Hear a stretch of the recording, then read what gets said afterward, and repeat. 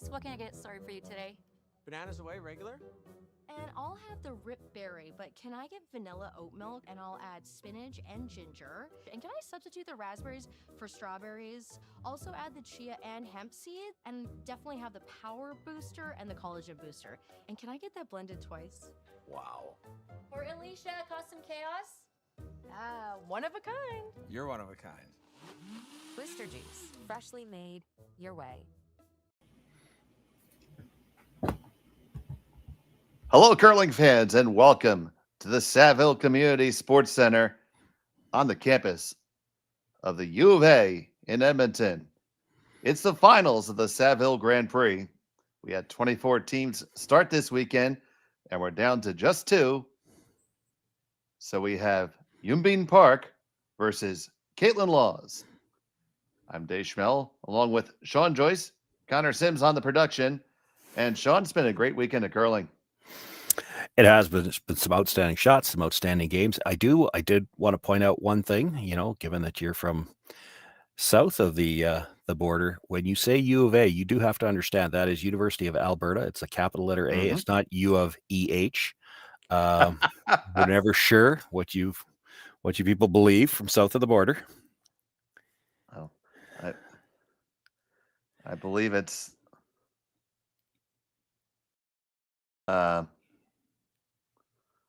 I think a Frogtown Curling Club that has a sheet A, like Alpha, and also a sheet A, as in Canadian.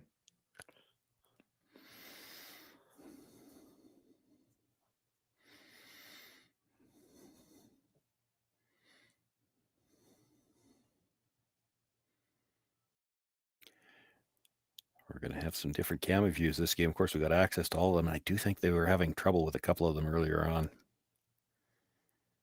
Somebody keeps jumping on the roof over top of one of them. I've had a few games where the camera was jiggling around a bit. They blame the HVAC, but I think somebody's jumping up there. One answer I got is that the Ice Tech store is back there, and it kind of rattles the wall a little bit.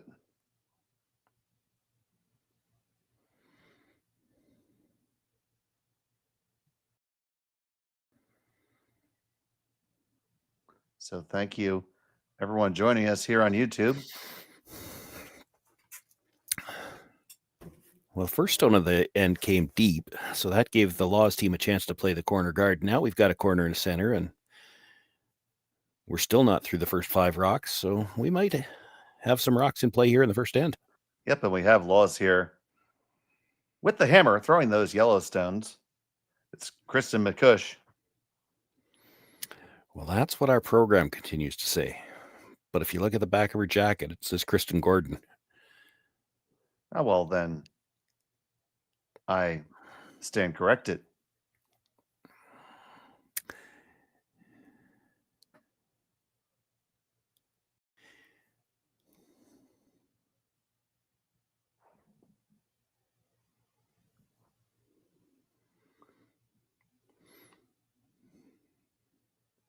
Now, if she really wanted to confuse us, and that doesn't take much, she'd have Gordon on the jacket and still have McCuish on the shirt. So when she takes the jacket off in the third end, then we'd really be messed up. Oh, I agree. I shouldn't put ideas like that out there. There are some people that would do that on purpose. I might be one of them if I'd have thought of it. Well, we had the March Brothers wearing different colored gloves for a while, and then they stopped doing that. That was helpful.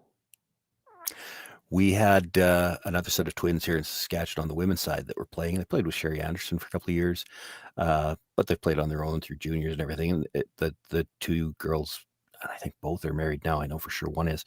Their maiden name was Fesser, and it was Krista and Courtney. So it was Fesser and K Fesser, but both Krista and Courtney were spelt with a K.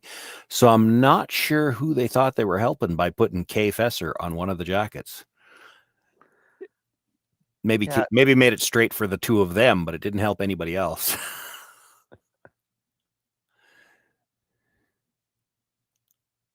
So now, going to open this up a little bit, make sure you have some breathing room.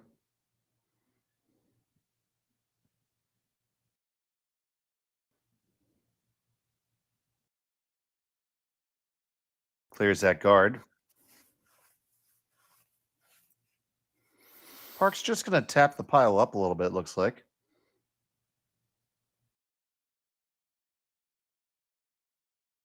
Team Park from Seoul, Korea.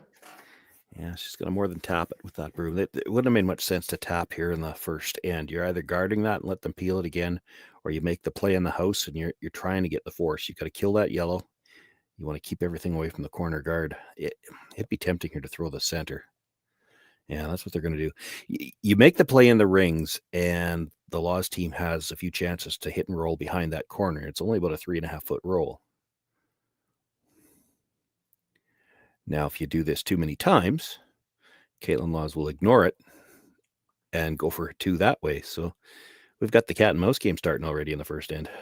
So here's the second, Ji-Yu Kim.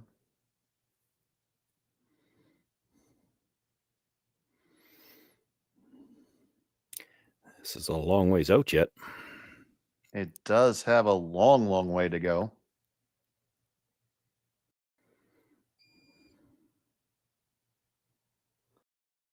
Be about a halfway guard. Yeah, you could probably make some kind of play in the rings.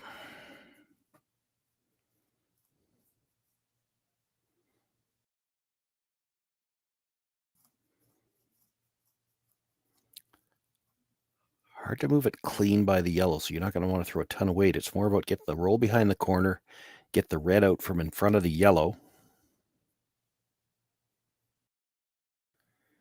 You probably move the yellow back a little bit as well. That's okay as long as the red pops out in the open. And both these teams are hopping right back on the horse after they each had very exciting semifinal games. We carried the Kaitlyn Laws game over Gim right here on Curling Stadium, and I'm still trying to bring my heart rate down a little bit.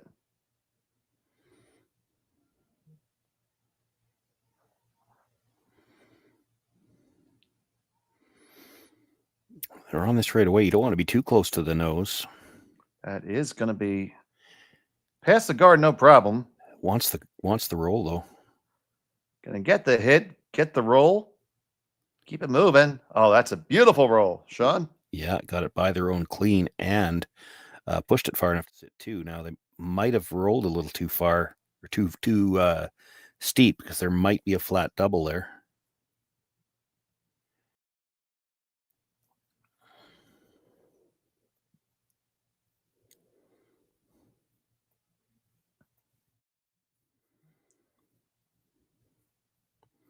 They are going to look at that flat double. Yeah, with that broom, I think this is coming with some speed, which is what you're going to need to make that double.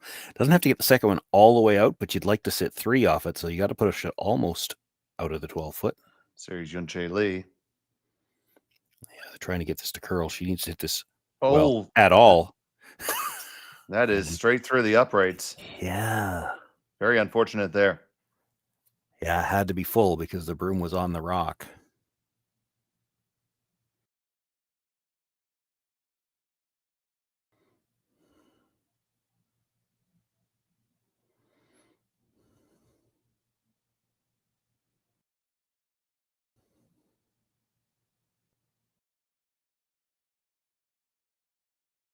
Yeah, normally you'd and that's what she's looking at. Normally you'd try to Christmas tree it, but even if you come right down to the yellow to Christmas tree it, you're leaving the double a little easier than it is right now because it is very flat right now.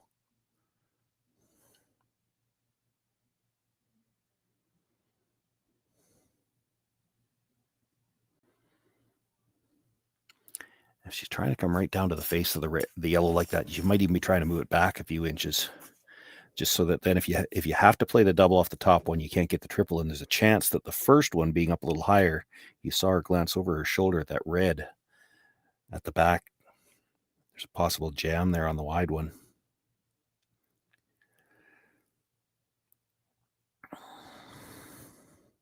So here's the first coming in from Negavan.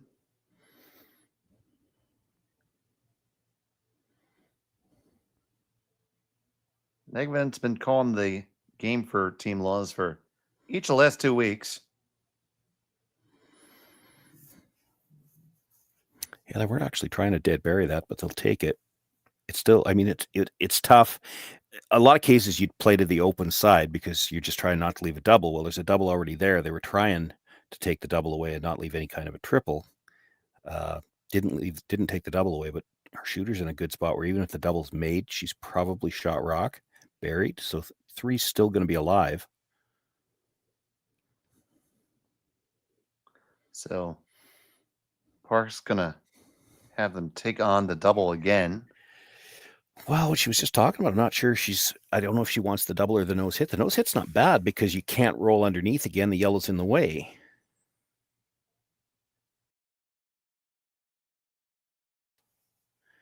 She might be thinking if we get the nose hit here, we got a better chance at a double on the next one. Would make the angle a lot easier. Well, and she might have the way to get either one of them. It just depends. Or maybe she was telling them about a plan B because this looks like the wait for the attempt at the flat double. One, walk it on over. There's your double takeout. Well thrown.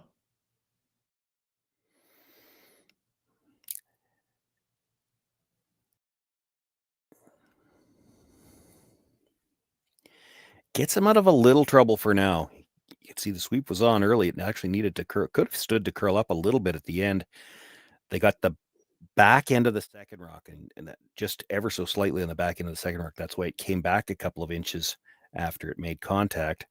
It is second shot. The reason for the Park team that it doesn't really completely get them out of trouble. There's probably room here with the way it moves to the corner for Selena Negevin to come down with that quiet weight that she's throwing here and get just across the face, flop completely under cover on that corner, and now you're sitting two dead buried. Just past the guard. And they do get... Yeah, now what do you do? There's a piece of that, a thin piece.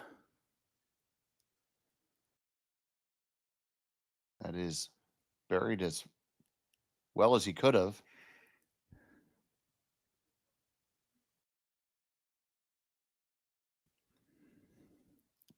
So do you think this is the way to completely kill it or just move it back a little bit? No, she's trying to kill it and roll towards the center because she can't see very much of it. But it's going to be a hack to bumper somewhere in that neighborhood, I would expect, and a very delicate shot for the first end. Absolutely. So here's Youbeen Park, the skipper.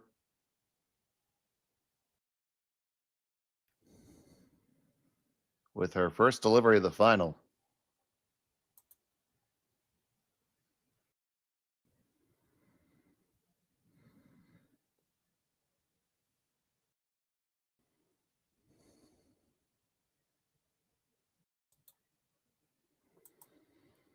It's got a lot of room. It's going to make contact, but that's all it did.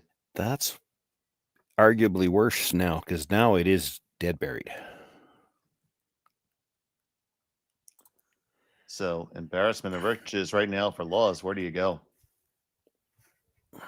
Well, she's looking at going to the open side, maybe in front of that red somewhere. Oh, she's actually going to hit it. And nothing wrong with this either. She's going to hit and try to roll to the back one, I would guess. So it would still be buried. And that brings 4 into play.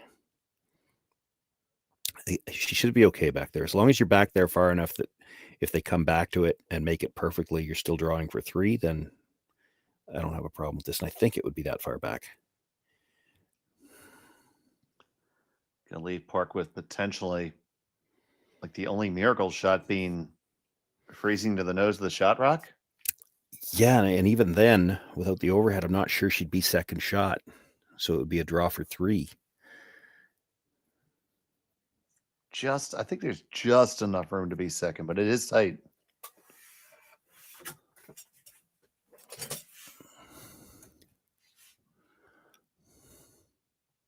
First things first, here's Laws. Even if she hits this on the nose, she hits it on the nose and Park probably has to play it.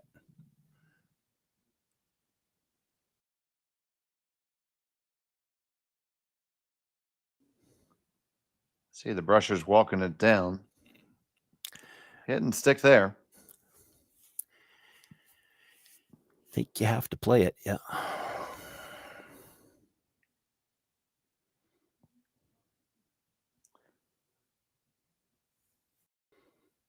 make a hit and roll here, it's going to at least take 4 out of the equation. 4 is absolutely unacceptable. 3 isn't much better, but it's better than 4. Yeah, by 1. That's what Connor would say.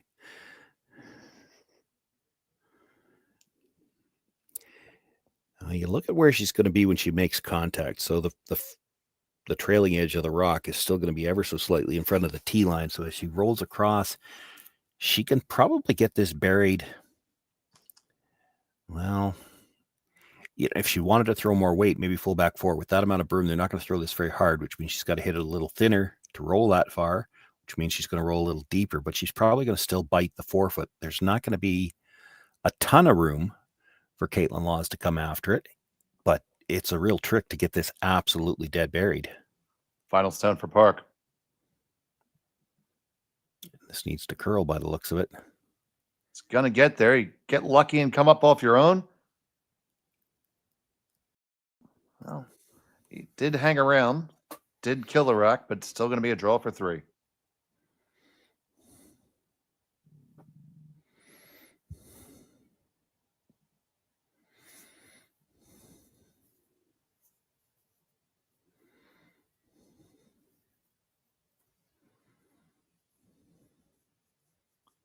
So in the opening end, coming off a big win in the semifinals, where we had some fantastic shot making, will be Kaitlyn Lawes just needing a little bit of the 8-foot.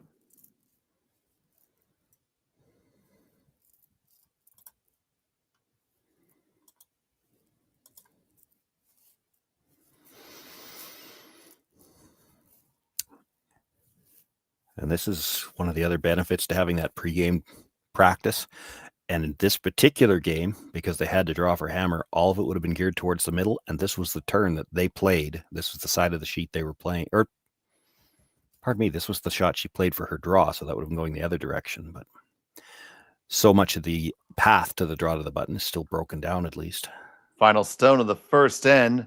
Just needs the 8-foot. And the 8-foot she has. So that'll be 1, 2, and 3.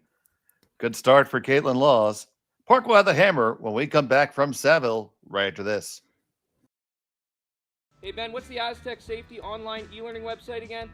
Yeah, that would be aztecsafety.com. Fire extinguisher and firefighting, we'll send that one to Paul. Ah, now here's a course I should probably take. Conflict resolution. Power line safety. Yeah, I thought it might help me with my line calls. Did you know this Aztec website has over 100 safety courses? Jeez. Aztec Safety online course. Ground disturbance. Could have used that a few seconds ago.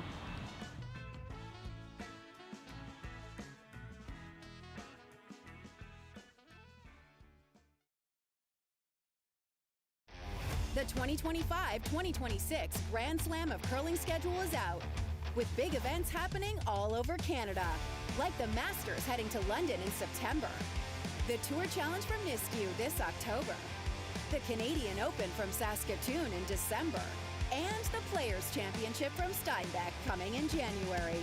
Early bird weekend and full event passes on sale now at gsocktickets.com. Let's rock!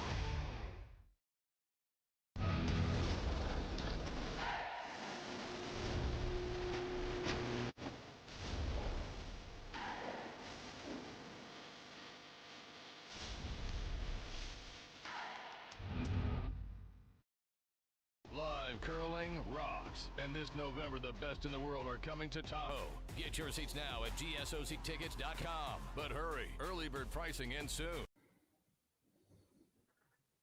Welcome back to the final of the Saville Grand Prix from Edmonton. It was a big score of 3 for Kaitlyn Lawes in the first end. Dave Schmel and Sean Joyce and all of you, thank you so much for joining us here on Curling Stadium. So Park now has a hammer with the red stones. Going to try to generate some awesome.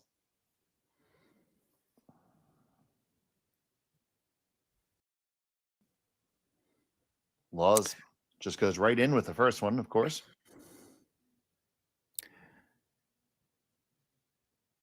Tough enough playing 3 games in a day, and the Korean team's been playing shorthanded. And during the break, I'm trying to go back and find out whether they've been playing shorthanded all weekend long or if they had an injury midstream. Yeah, it's the first time I've seen Park on the ice this event.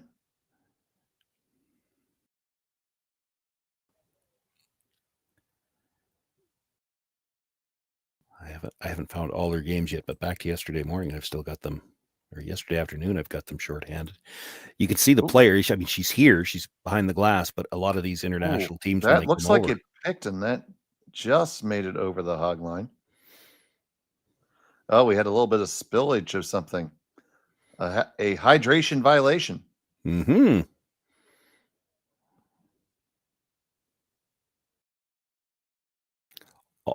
So many more things now I have to go back and check replays for. I'm trying to count players. I'm trying to see who spilled what.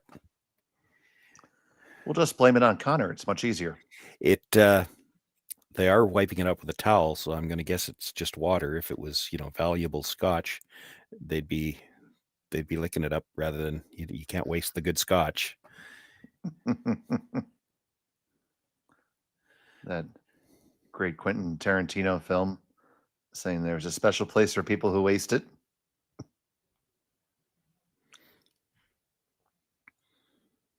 So that one, Barry's undercover. Barry's undercover deep. Yeah, that's fine, though. It's fine to be deep when you're coming around your own corner. You don't care if the lost team wants to chase around there, and you like having room to get a second one. Not that you'll get to play it right away. This is the 5th stone, and after this one, they'll be able to try to do something with the rocks in the middle.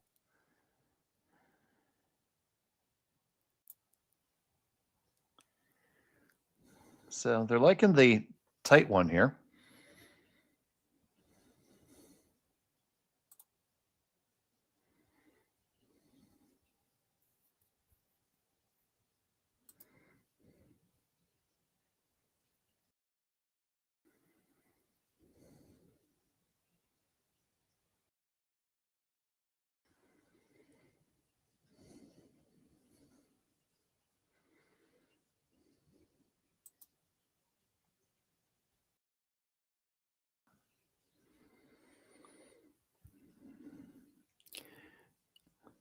Walking this one down, not really too engaged in it.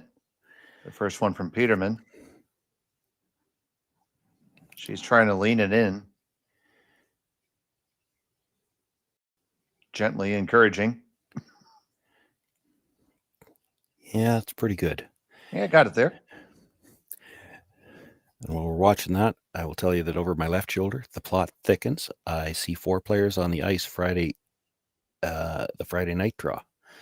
So, I don't know what happened yet, but she did start the event. If I can find anything to give me an indication as to why she might not be playing since then, I will let you know. I mean, if it's an injury, we certainly hope it wasn't that serious. She's here. You can see her behind the glass with the coach.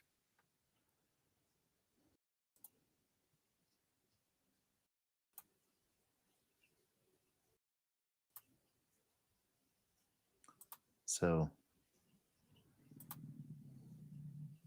on the 3 stone drill.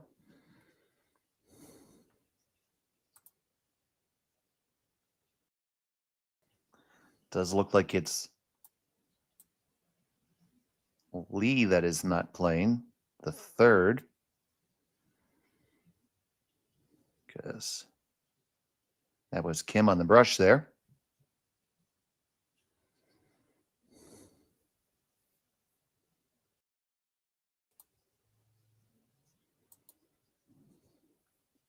So I solved that part. The rest of it's up to you, buddy.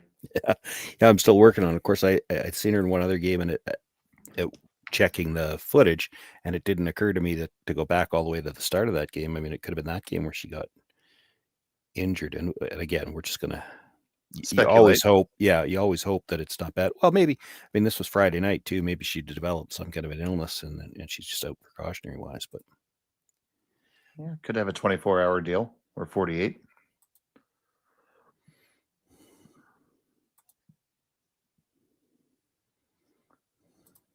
So where do you want to be right now if you're Laws? She's thinking top 12. Yeah, well, and she's thinking top 12 because that red run is a red run double. So if you kind of get to the top 12, you can take away one way of making that.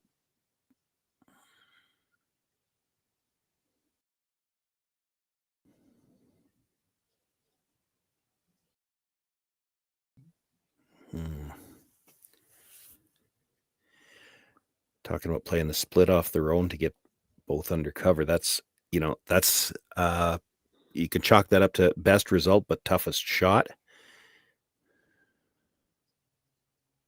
Or maybe that's what they're worried that that's the shot they need to protect is they didn't roll undercover.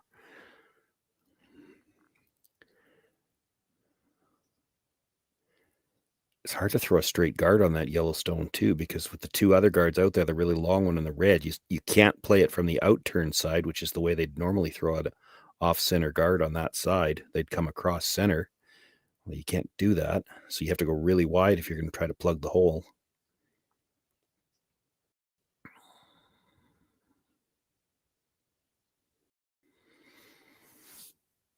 I think they might be trying to split their own with that ice.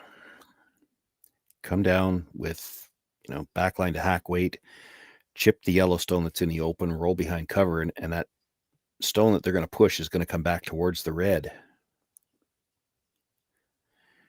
It's an aggressive call. Like you said, it's wonderful if you make it. Yeah.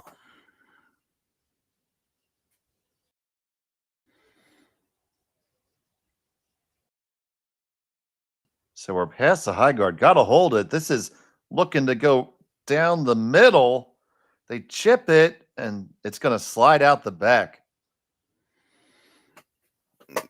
Yeah, it doesn't really change much. I mean, it's pushed that rock a little bit wider, but the one in the middle still covered. So Park looking to pop and flop underneath her own guard and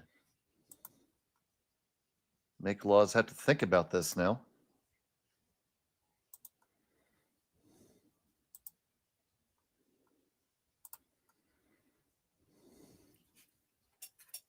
So here's Jiyoon Kim.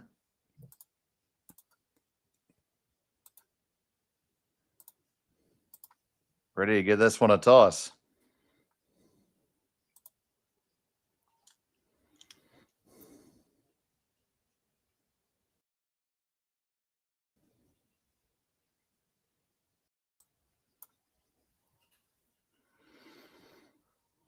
This one's curling a little bit too much. Very but quiet, not bad. though. That's Yeah. fine though. Yeah. Yeah. With that quiet weight, yeah, she hit it thin and she rolls a little bit past the guard. Not that that's not the end of the world. Anytime you roll wider than a corner guard with the last rock, at least you forced the team that wants to play in the middle to come out wide. She's not getting back to the center line off this.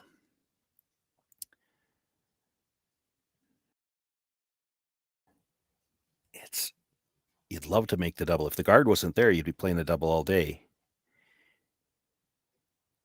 If you feel like you have to throw this a little quieter to negotiate the guard, it's tough to get the second one all the way out.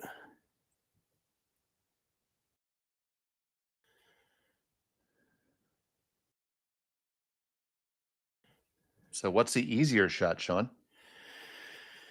Well, I mean, if you hit it on the nose with quiet weight, I think you're sitting two when you stuff it at the back.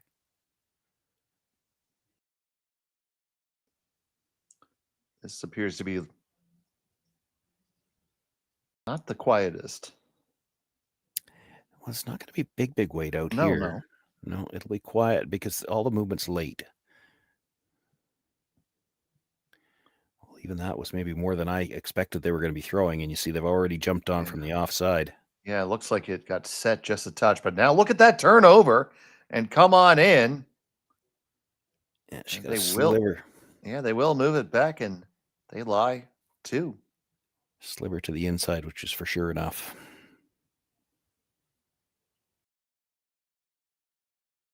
So looking for the run and roll, I believe. Beautiful Yeah. beautiful crab walk. That was excellent form. She can see enough of the guard to just run it straight back, nut it in behind cover. She'll take that and she'll worry about how to deal with that other yellow later on if she gets a chance to bring the third point onto the board.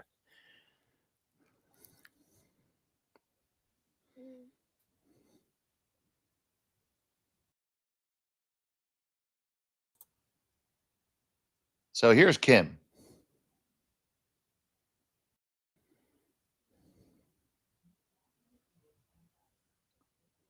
Yang is on it.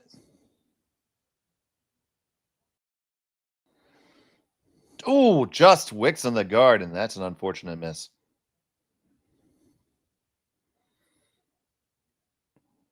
Yeah, but now do you loop another one around, or do you have to guard that run back? I think you almost have to guard the run back.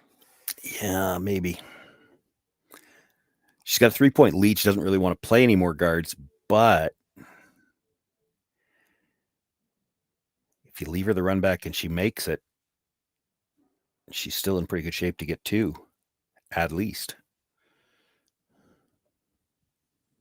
Now, you think if you throw the guard here, does Team Park move to just trying to draw some in and use all the cover? Well, and she might.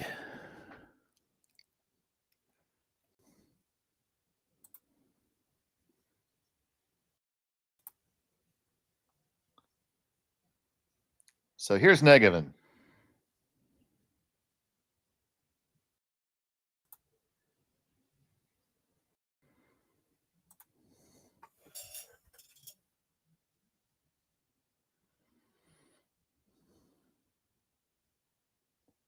This one is not heavy. It's going to be just fine, though. Lots of distance there. Let's see what the choice is. Tough, Sean, to not leave a guard, right? Yeah, there's so much distance between them that to try the double run, she's going to have to. Yeah, I think she might be looking at the double on the yellows. Or she runs that yellow in, she'll generate enough angle. Well, yeah, you could, but if you don't make the run doing that, it's already buried.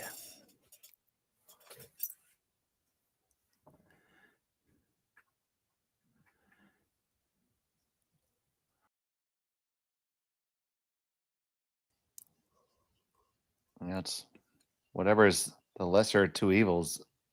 These are two very difficult shots, really. I mean, obviously, clearing off the yellows is the most straightforward of them.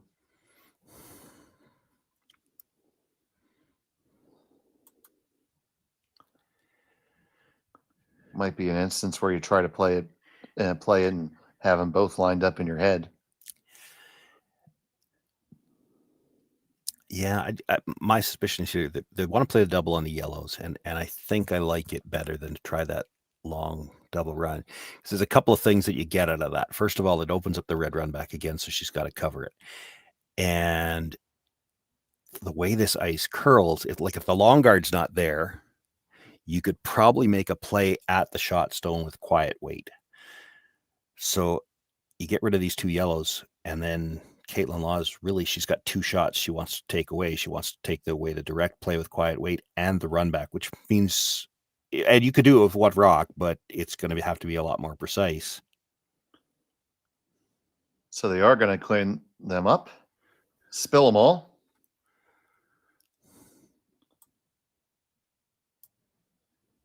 Your move, Kaitlyn.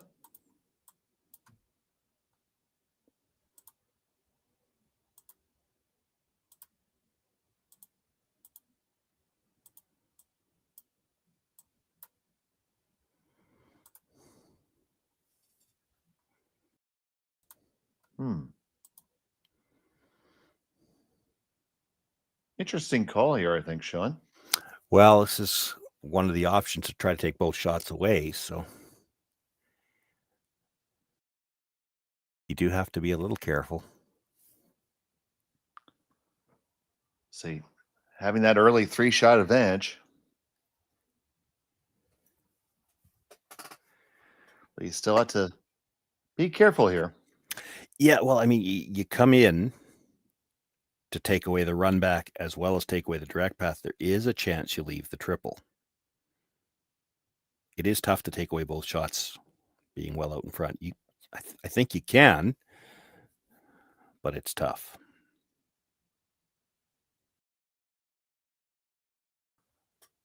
So here's Kaitlyn Laws.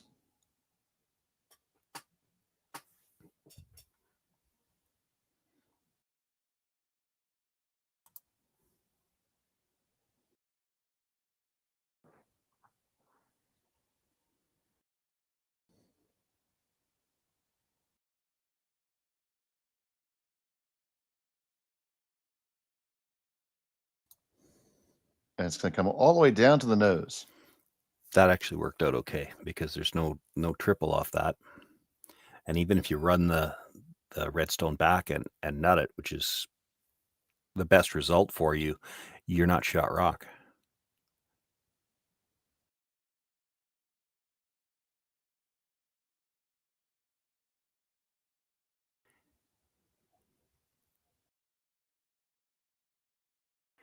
You have to jiggle it around just don't you?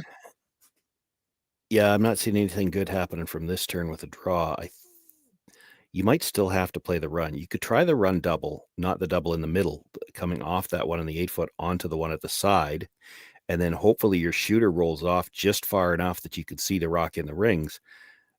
And then it's a problem for Kaitlyn Laws. Again, do you guard it or do you take away the run back? Or when you can't do both of those, do you have to come into the house somewhere and try not to leave a double? Now, you'd still have to make the run back. Don't get me wrong. That's not a gimme. But I'm not sure I see anything good coming out of this one.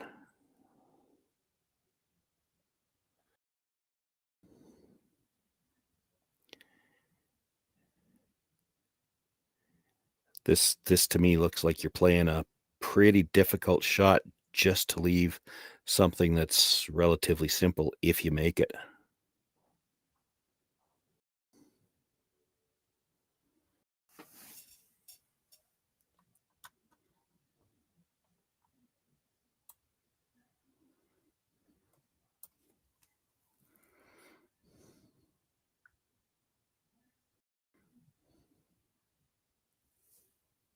First to 2 for Youbeen Park in the second.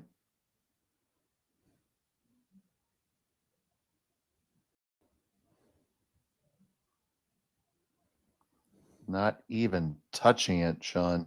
Yeah, no, this has got a curl and it's got to slow down.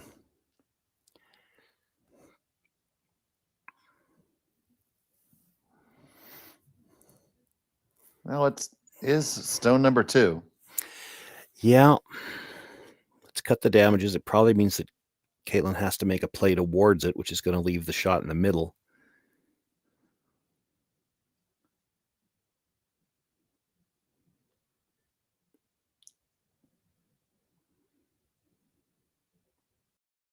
And we think the guard's out of the way enough for the intern? I think probably.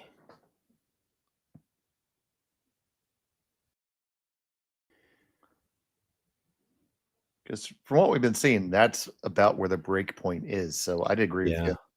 Yeah, I'm not sure I like just straight drawing here, but I mean, if you come up short, so be it. She's still going to have to draw around the other side. You have to play this side because you can't just leave her the same shot to come down to her own. As much as it's a tiny spot that she's been playing to, she just threw it.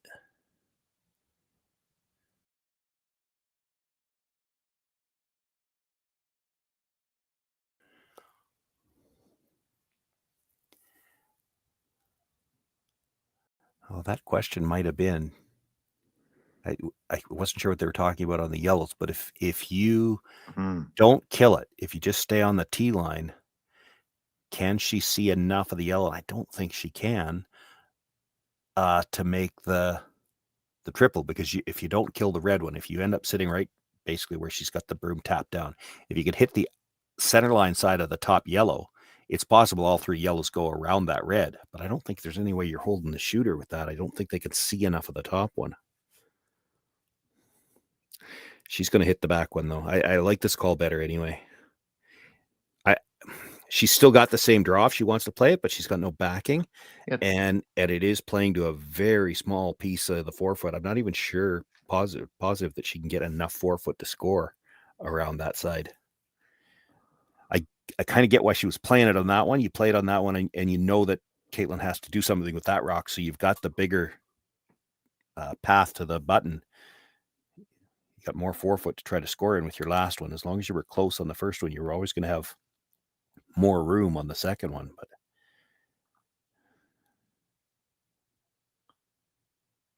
So here's Kaitlyn Laws with her second.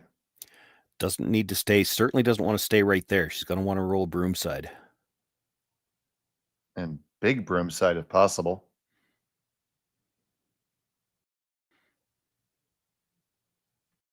Yeah, she might like to stay for fourth.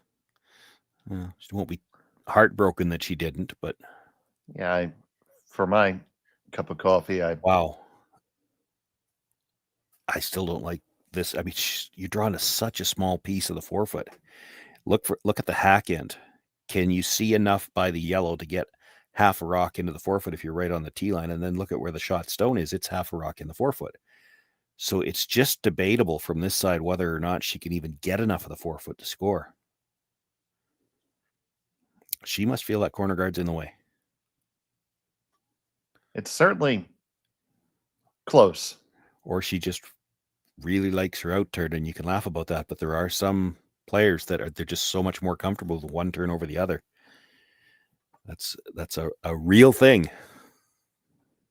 There's a certain multiple-time Brier winner that's that way.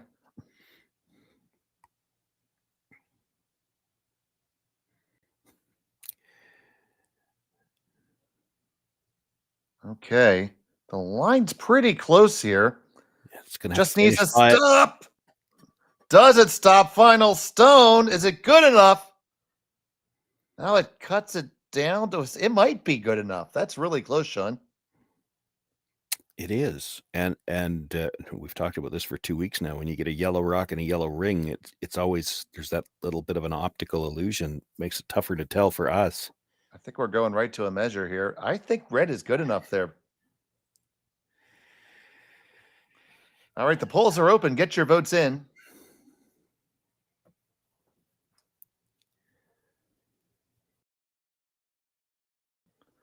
They didn't even hesitate to get the stick there. Look at how much that moved at the end. I mean, she came around that Yellowstone, and she's buried on it at the back of the forefoot.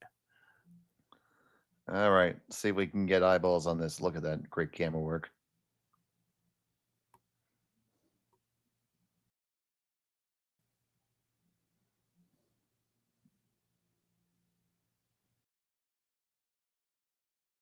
All right.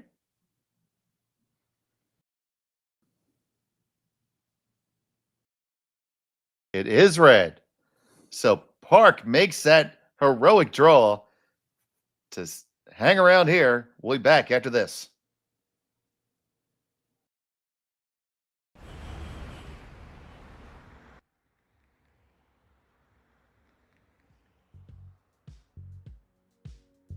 That's life.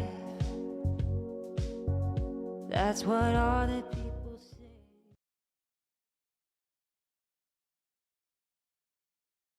Hey guys, what can I get started for you today? Bananas away, regular? And I'll have the rip berry, but can I get vanilla oat milk and I'll add spinach and ginger? And can I substitute the raspberries for strawberries? Also add the chia and hemp seed, and definitely have the power booster and the collagen booster. And can I get that blended twice? Wow. For Alicia, custom chaos? One of a kind. You're one of a kind. Booster juice, freshly made your way.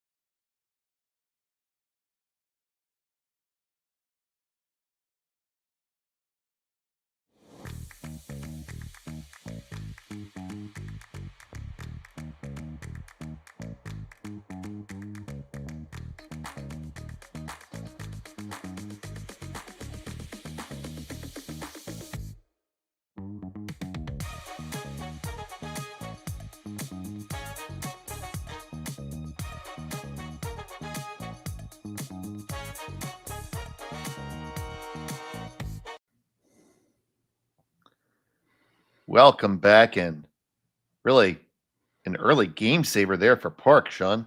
Yeah, no doubt about it. That was one of those situations. You're playing a draw like that. It's hard to only give up a steal of one. You're probably either getting your single point or giving up at least two.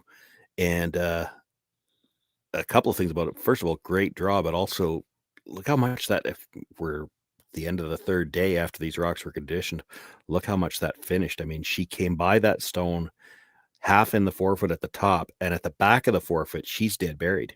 If Kaitlyn Park would have had another rock to throw, she still couldn't have gotten to that stone. No, I think that's... Or, pardon me, Kaitlyn Laws. I'm getting... It's a long bonspiel for me, too. No, absolutely. That was a real credit to the ice crew and new chief ice maker at Saville this year is Cody Hall. It's a great job by them. Him and his squad, because you certainly don't run a 10-sheet facility on your own.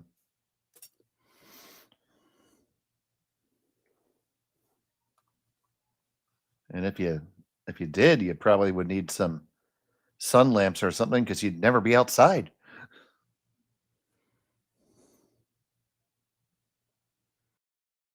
So now, Laws, you have to make sure you still feel good after this, in your headspace. You got a 2-point lead. You're probably licking your chops thinking, man, I got him, but just go back to where you were, right, buddy? Yeah, you've got the 2-point lead. You got the hammer back. You've had the pressure on all the way through. You got your 3 in the first. Forced a really good shot for 1. I mean, it happens. You play a whole end like that, trying to just force the single. Realistically, you achieved your objective. If they can continue to keep putting the pressure on, I wouldn't be shocked to see them score another 2 or 3. They have certainly controlled the play in the house through the opening 2 ends.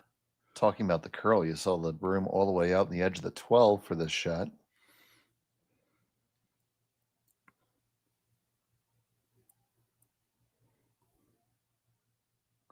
It's a little bit toastier than they would have liked, but it's going to be just fine.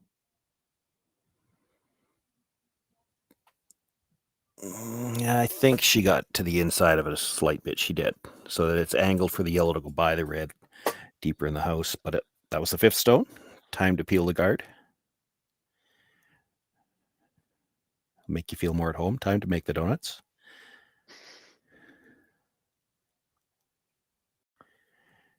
Yes, our Dunkin' Donuts.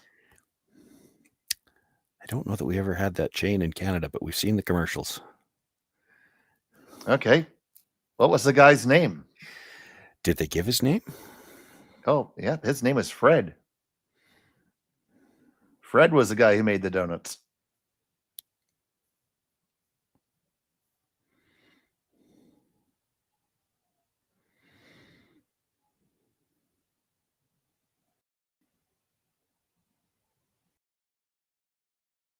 Speaking of donuts, I still remember the time I was working with Hans Frohenlob, and we were doing English language commentary on an event in Japan off of their feed. And 4th end break, they cut to the announcers, and in the booth, the announcers had a big container of Timbits.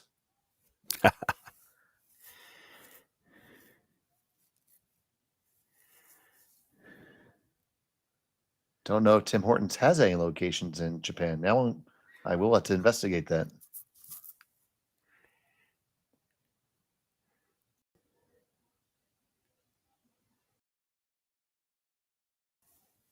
Need to split center here. They want to take away the yellow run back as well.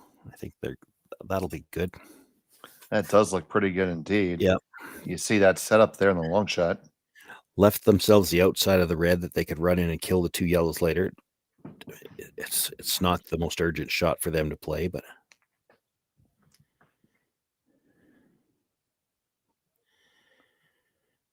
so we're going to have some pepper coming at this one. Yeah, hard to not leave the yellow up there for a guard if they make what they're calling. But the top 3 in the house aren't helping them. And the easiest way to do something about that, run this pretty much straight back, and you can kill 3. You'll lose 1 of your own, but that frozen rock in the pocket, causing them a little bit of a problem.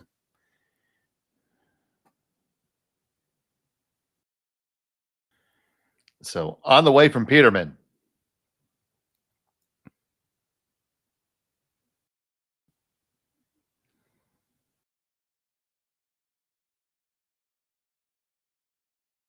Not a bad outcome. Yeah, it's a pretty good result. She caught the second one very, very thin. So it's actually the raised stone that caught the yellow. She didn't catch the yellow that was right behind the red stone. And by doing that, the shot stone is partially exposed. And that yellow where it rolled out to, I mean, you could come off it, I guess, if you had to. It's probably a stone that Park's going to play off of and try to roll underneath and sit too. But shot stone's still going to be exposed. She's thinking about drawing cold. That's not horrible. Hard to get second, but you'll leave it on an angle where it becomes, you Christmas tree it again. You hear us talk about that so often. It becomes really risky to go after the one on the button because if you ever clip it, it's going onto the yellow.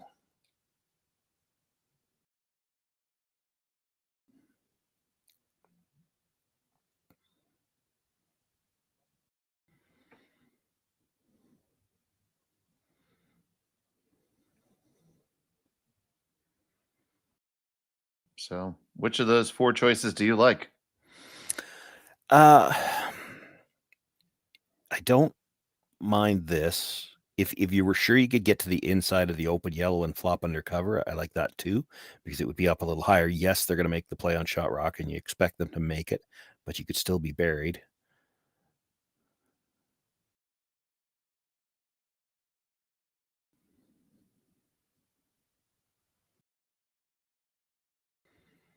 I guess actually there's a way, even if you over curl on this one, as long as you get full 4 foot so that you're shot rock or second shot rock, then if they make a play on the shot rock, you're still sitting one buried. Got to get by not just the guard, but that stone at the top 12. We're past the guard, coming up to that one on the top 12, and we're going to park ourselves, no pun intended, right next to it.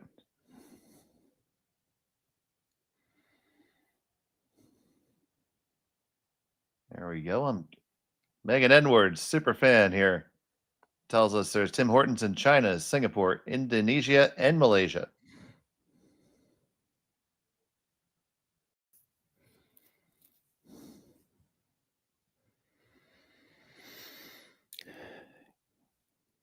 Too much distance between them to be sure, but if you hit this yellow right on the nose, it's going to be close to getting the double on the reds. I think I see just a sliver of daylight there.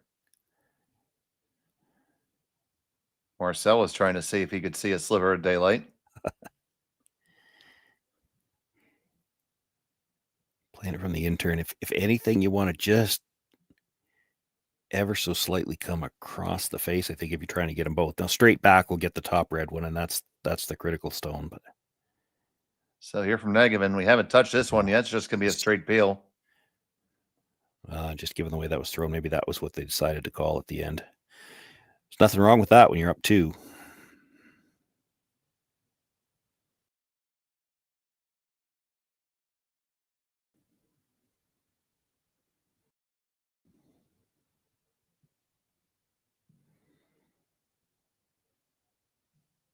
So debating the guard, debating bringing another one in.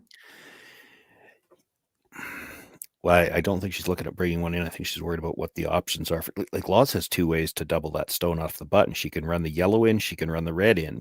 It's hard to guard both of them with one shot.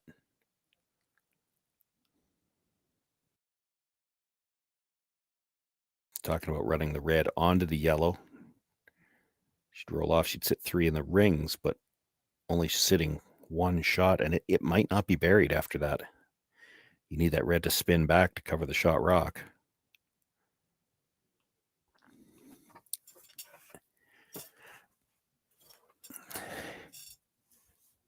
I think they're going to opt for the guard.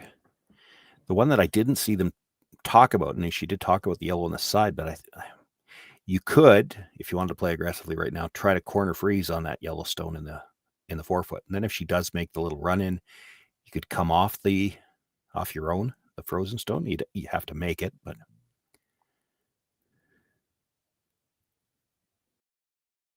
certainly been an interesting game so far with the angles that have been left behind. Yeah, both teams all weekend have kept the rocks in play. Yeah, well, if she was worried about the yellow run, it's still going to be there. I don't think Laws plays it yet. Looks like she's inclined to do something about the one just thrown. Well, the triple on the reds is still there. And actually, to go after it now, to make it, you roll it off to the left side as we look at Kaitlyn. You're going to hit it just slightly off center on that side.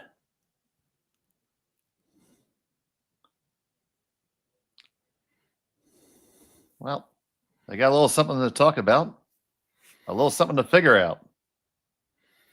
They're thinking about the run. I mean, the nice thing about the yellow run, it's kind of queued up. Queued up in the sense that if you try coming by those two reds, you got to come by them tight. But if you get by the reds, I don't think there's any way you can overcurl. So you're either making the run back or you're crashing guard, which peels one of the guards. So there's not really a bad result if you play it. It's really still a very tough shot. If you ever hit it too thin, you could pick it across everything, and then they're going to hit and roll under and sit 3. I mean, I guess one danger with the yellow run is leaving a double back. Yeah, well, no, because if you stuff it, the one you're stuffing is going to be higher and buried, so you can't really make the double off it. You could definitely hit off the one on the outside and roll to the button. I still like this. There's a couple of good options here, even if you just double the reds and miss the third one. And there's not a lot of room between them this time, so the angle's good for that. You'll roll your shooter slightly off the center line. That's a bit of a backwards motion. This is going to have to curl. Oh, it's coming. It's coming. So here's Negavan. Just a straight peel. Yeah. Yeah, I think they went to plan B after she gave it that little bit of a pop, and they didn't want to pick it onto their own stone.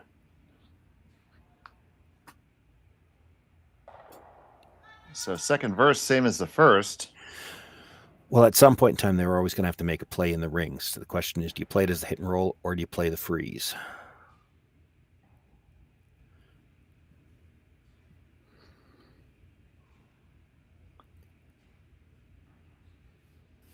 Hit and roll seems to be the first guess. Yeah, the problem with the hit and roll is that yellow run's still there, and if she makes it, it could just as easily be a hit and roll double or a run back double as a run back single.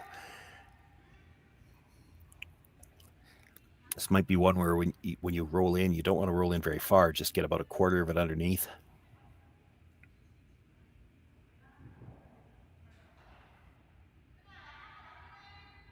Enough that Kaitlyn can't come in off of it again.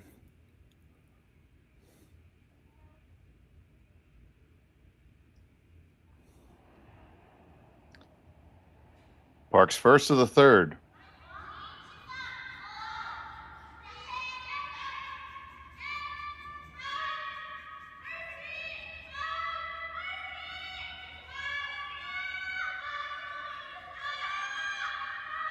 On this one, coast to coast. Great brushing to hold that one there. They lie 1-2. They do. You know, at the very least, they've forced a tougher shot now. I don't think there was a shot available that said, hey, I'm stealing all day. No, for sure, but there is a chance she stuffs this back and kills them both. Now, maybe it spins out in the open when she does that, too. I wouldn't have wanted to roll quite that far myself. I mean, you had to get by. You can't be that fussy, but...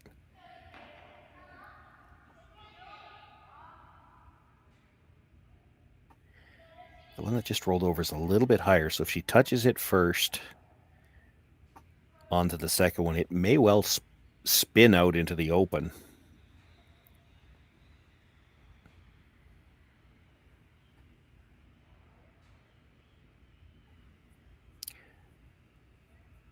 that amount of broom, I don't think she's throwing this hard. So she may not be trying to kill them both. She might be just trying to stuff it on the shot stone for now. Roll the shooter off and then have what is currently the second shot stone, would be the shot stone likely after this, would be accessible for her last one. There's a couple of ways she can get at it.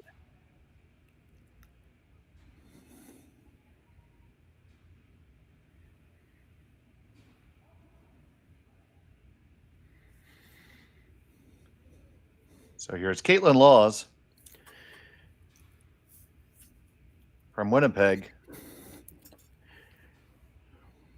getting ready to deliver her first rock of the third end.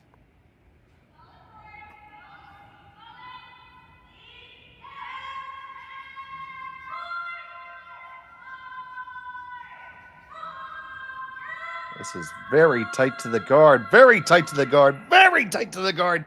Hit it, trapped it, and oh, that's an interesting outcome. Yeah, it worked out for her.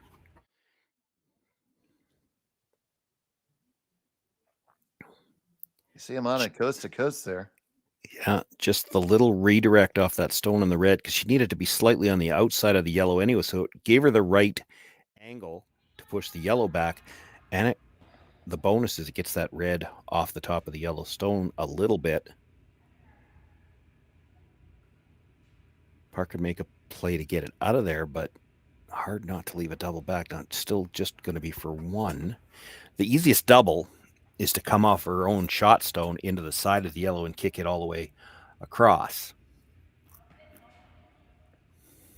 Does that ever leave you the triple for two?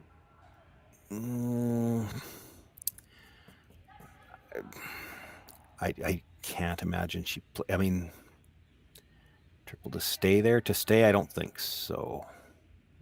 Well, you're looking at the straight back and the wick on the first one. The danger is playing that. You could very easily go up a steal at two, and I don't think she's going to risk that.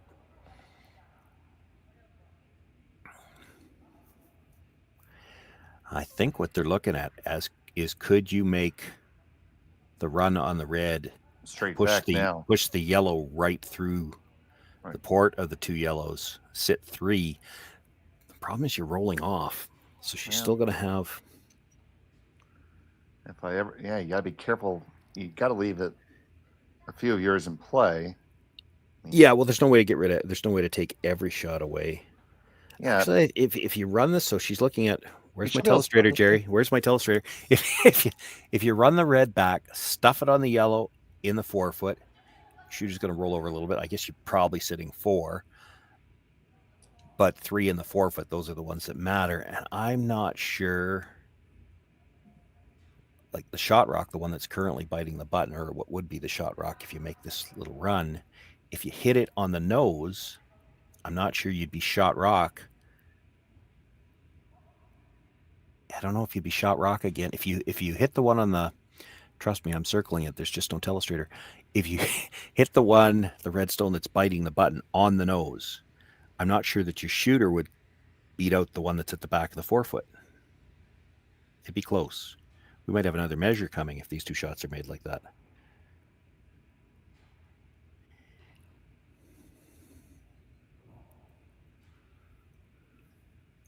Well, we're off to a very interesting start here. Gonna throw this fairly quiet. She'd like to hit it just a sliver high, and with the quiet weight, she might be able to keep her shooter in the way too. A little bit, anyway. On the way from Park. Yang picks it up right away. A little more gentle now. Still trying to bring it. Going to make contact with the top one. Onto the yellow, right through the hole. Well played team shot right there. Yeah, she's got room to roll in off the shot stone, but that's all she's got. Just about the best you could do, buddy. Yeah, I mean, you could hit it, the first one, just ever so slightly thinner to get across the top of the yellow a little bit more, and then she can't really get to the inside of the shot stone.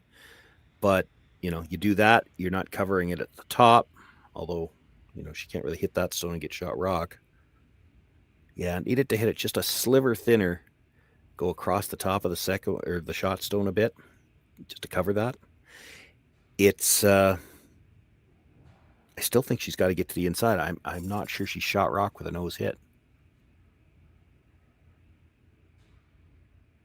Anything to the inside will do it. Absolutely. So facing at least 3. Kaitlyn Laws with the final stone of end number 3. Needs to get just a little bit to the inside.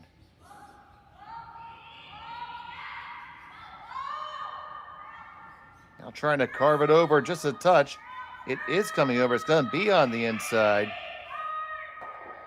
And Boy, they might have lost it. Skid her too far? No, it's going to hang on. So it's a score of 1 for Laws. She has a 4-1 lead after 3. We'll be back from Saville right after this on Curling Stadium.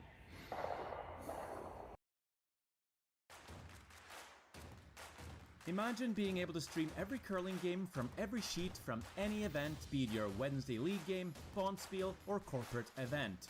Curling Stadium offers an all-inclusive streaming solution featuring high-quality cameras, ease of use, great reliability, and minimal installation.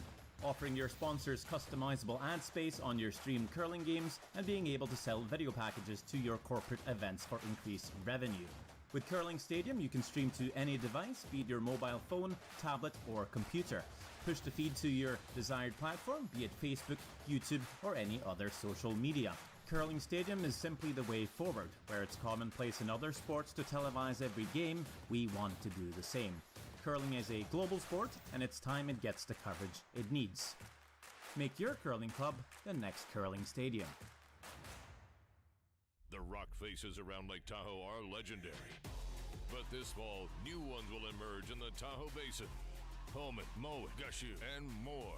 November 4th through 9th, the Grand Slam of Curling's first ever event in the U.S. is coming to Lake Tahoe, where the greatest rock stars on earth unite for 6 days of incredible curling, celebrity appearances, and après curl parties you won't want to miss. Get your tickets at theGrandSlamOfCurling.com. Let's rock. Back with the 4th end, a single point for Kaitlyn Laws in what was a thrilling series of shots, Sean. Yeah, the angles were very interesting for much of that end, and all of it in the 4-foot. And, you know, we've said this before. You get 3 or 4 rocks touching the 4-foot, usually somebody's going to score 1. And fortunate for Kaitlyn, they actually, about the hog line, they switched to get that to curl it. Almost over curled it. She almost rolled too far. So Park is hanging on in there. Now she has the hammer in end number 4.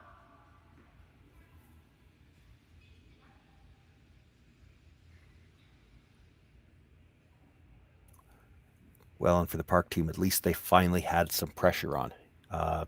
All the pressure in the house through the first 2 ends, it was Laws putting pressure on Park. And that one, at least she made her look at 4. They had some good angles in the 4-foot, good angles through the house through most of that end. That might be something they can build off psychologically.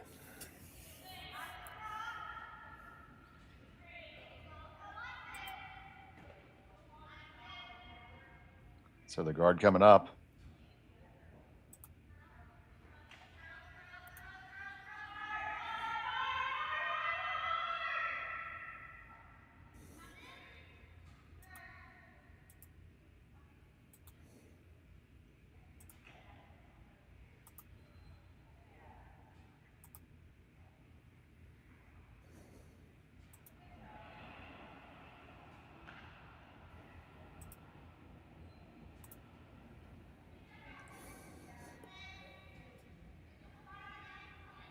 So the Park squad has to feel good about that end.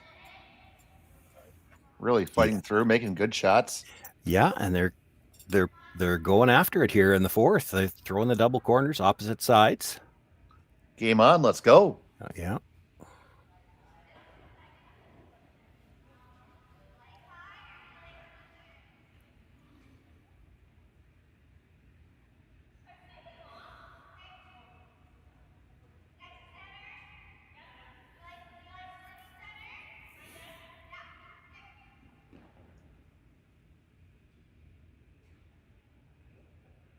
So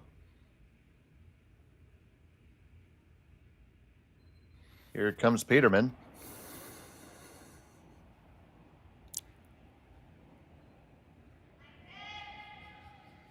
I think you kind of have to make a clear decision here, and that's what they would have discussed. We can't hear them. Maybe the people at home can. There are mics on the cameras. I know you can hear a little bit of the ice noise. Should tell everybody when they're wondering what we're talking about. We can't hear that production feed. So if you can hear the players, good for you. Maybe tell us what they were talking about. But you had to make a decision before you threw that. Are you guarding the rock in the house, or are you trying to line up the two guards? The danger in guarding the rock in the house, and there's good separation, so that's great. But you've left angle where if she wants to play all three yellows, there is a shot to do that. Now she's down down 3 with last rock, and she's kind of made a commitment here to play some offense. I can't imagine she's going to try. Well, she's talking about it. The danger in trying to play the triple is you could lose the shooter.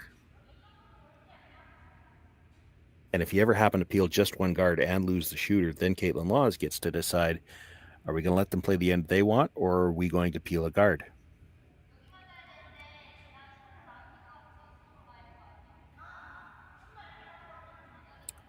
But boy, if you ever make all three of them go here, you're in a great spot. In this end, you'd have 3 guards all off the center line. Nothing left in the middle to clean up.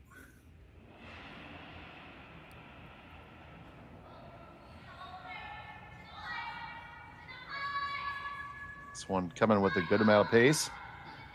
Got the one, just shimmy over a little bit.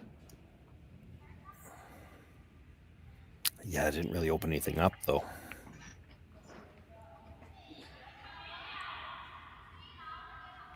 At least if you roll to the corner with that, it's still another rock that you might be able to potentially use later. Right now, it's a rock that's in your way later.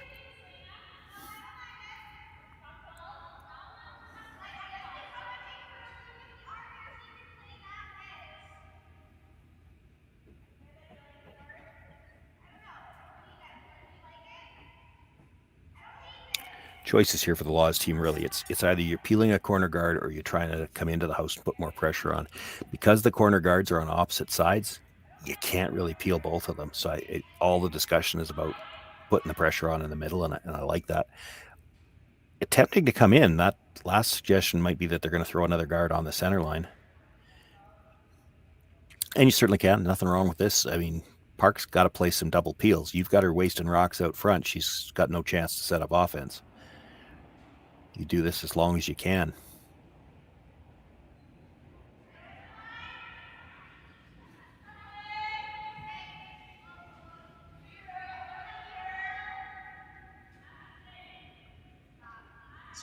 On the way down, just looking to leave it up there high.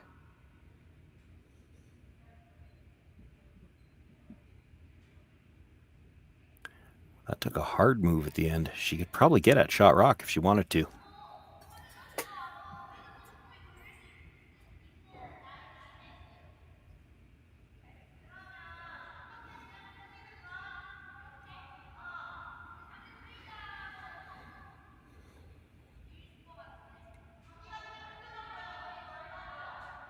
Through a lot of the games earlier on through the weekend, I've been trying to read lips. Even if I could read lips here, it's not going to help me. I'd like to know whether she's... I mean, they're discussing the two options. You could play it with enough weight, and certainly with that long guard, you could still get to it. Play it with enough weight to kill the yellow and try to roll to the corner. Certainly. Which is probably your best result, because you might get Kaitlyn to play away from the center line for now. If you're going to try to get to the yellow one and stay underneath the centers, I think you almost want to flop underneath a little farther, which also still there, but then you have to throw it quieter. And you saw her indicate back 8-foot weight.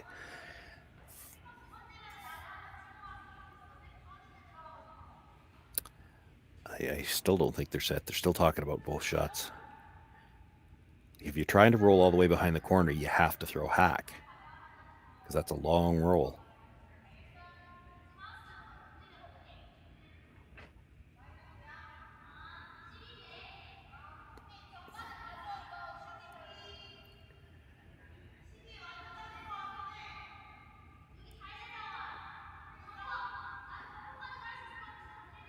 I think I tend to like the hit and roll better myself. You play the hit and roll, even if you don't get all the way behind the guard, you're going to come deeper in the house, maybe your T line, let's say. And then if Kaitlyn Laws plays the hit and roll back behind cover, well, now she's back of the 4 foot and you've still got room to work with.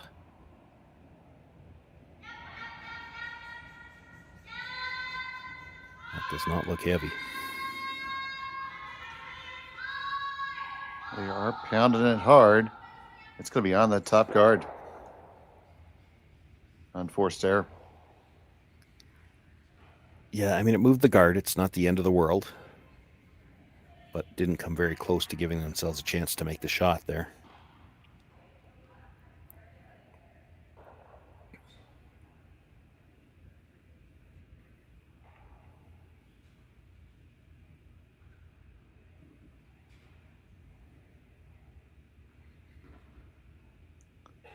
I mean, you have to feel like you're in a good position for a force right now. Yeah. Well, I mean, you're in a steal position right now. That stone is definitely good enough to steal with, especially with the guard situation out front. But it's how do you take everything away? And they're looking now at, let's get the guard a little wider. Of course, the last one over curled, so they're going to try to come across the center. The issue that you have here is with where that long red guard is, you're going to have to get just by it. You know, if you're ending up halfway, you need to get just by it. If you over curl playing this guard, you still leave the same shot you just played. You want to get just fully across center, I think. Maybe an inch or two more than that. That's it. You leave a port, and she'll play it.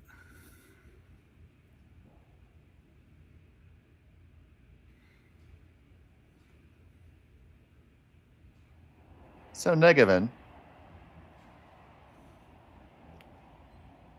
delivers her first.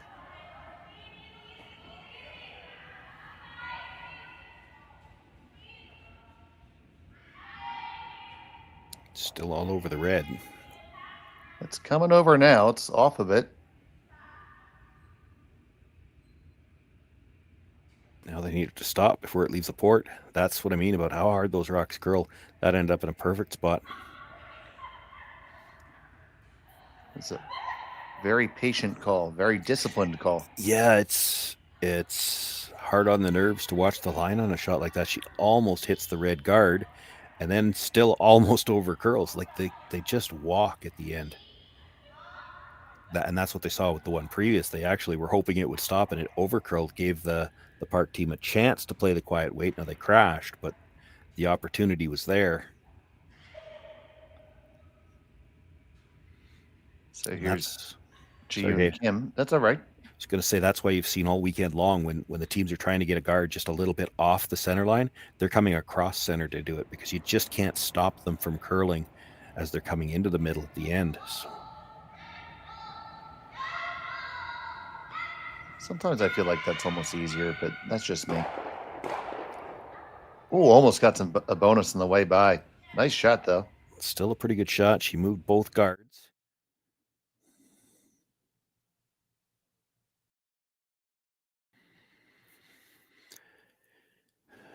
Could have used this earlier in the end. I mean, they're running out of time a little bit. They still could just throw the guard on shot stone, and I don't think you're running that yellow in. And the red's a long run.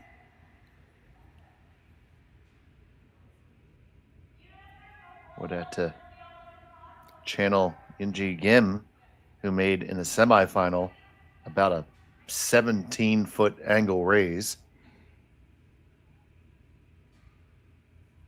if not more.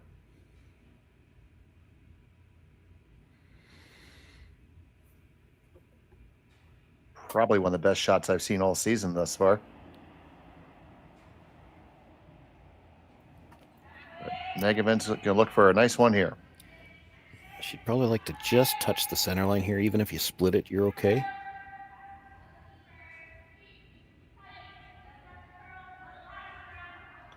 Here you see it puts on the turn signal. Yeah, be careful. You got to be careful not to jump these too early because it won't stop curling at the end.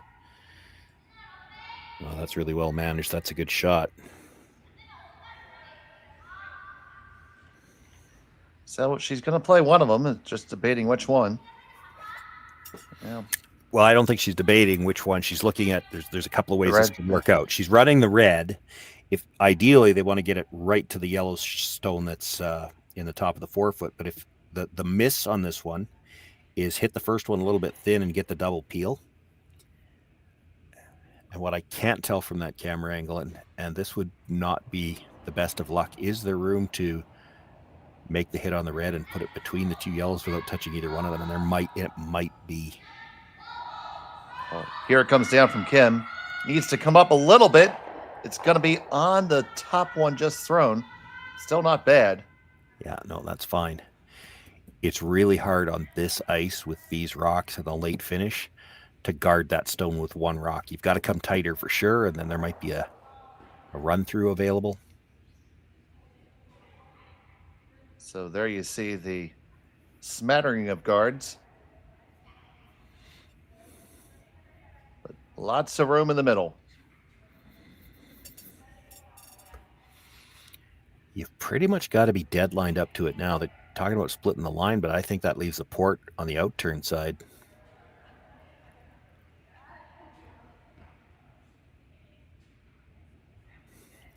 So you see taking the broom all the way, almost the edge of the 12-foot.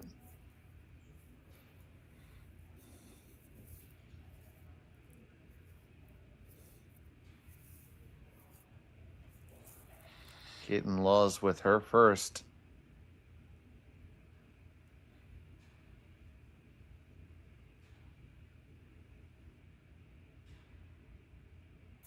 Yeah, this will be a good example too. On ice like this, to guard an existing rock, it's not easy. They curl so hard at the end. It's so easy to over sweep these by a couple of inches, and then they take that last little turn, and now all of a sudden you're 2 inches into the open. This is a tough rock to manage. They did a great job on the last one. They got to be a little more precise yet with this one.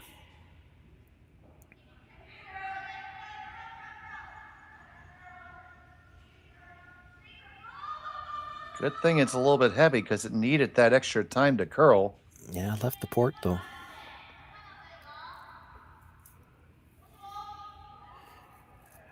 And now you're going to be able to roll underneath that phalanx of guards. Yeah, you hang it on anywhere, it's going to be buried.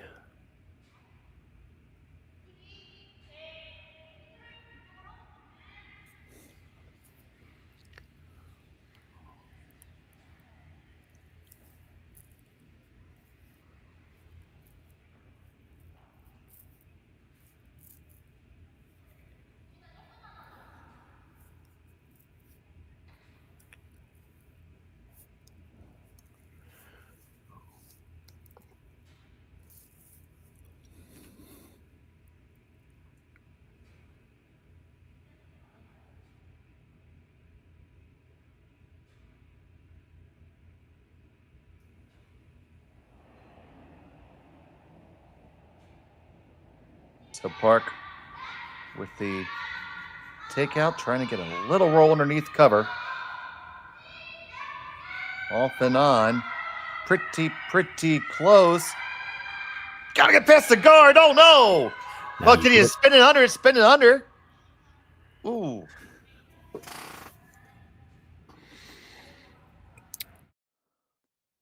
Well, the saver there is that you did get into the rings, so Kaitlyn's going to have to make a play on it. Oh, I thought that was going to come up, buddy. I really did. Yeah, well, and it's tough to call the line on those because you're coming through a port, and we joke about it. We've seen it times where you've got one line caller calling the inside guard and the other one calling the outside guard. I think they might have both been calling the inside guard on that one because it was just outside the hog line when they realized that's still on the outside guard.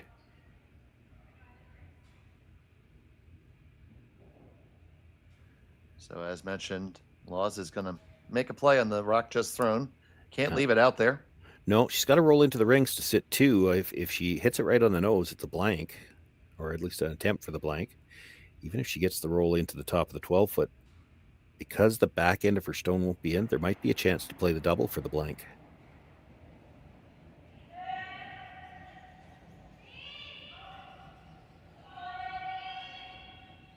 Just some hard housekeeping here.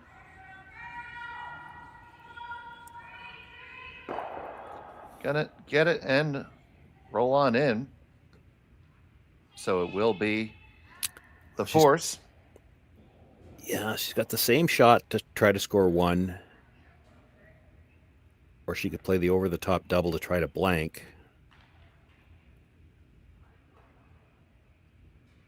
And I think psychologically the temptation here is always to play the shot for one. It looks easier.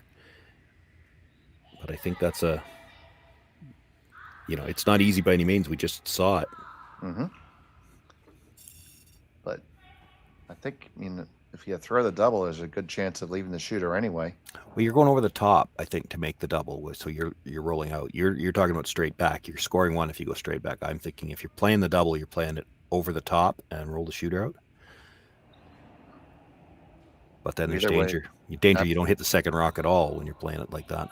Absolutely. Final stone of the fourth end, facing two. Youbeen Park. Trying to walk this one over, not trying to make the same mistake twice. Now this one looks like it's got it no problem. Well thrown by the skipper. She gets her single. We'll be back after this.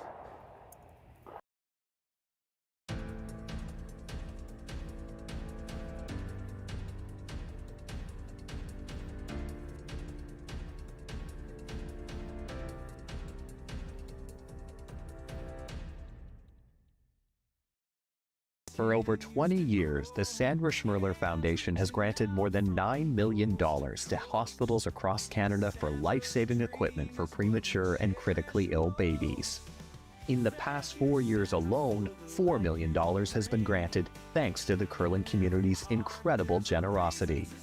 The need continues year-round, and with your help, we can ensure every baby has the chance to grow up and become a champion, just like Sandra.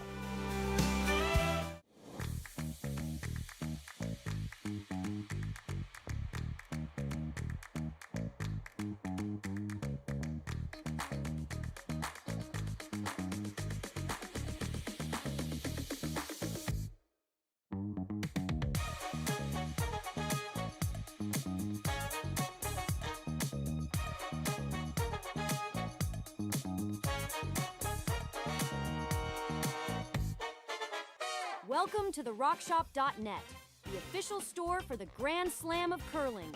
Whether you're looking for the best hats, stylish clothing, fun toys, or unique accessories, the Rock Shop has it all.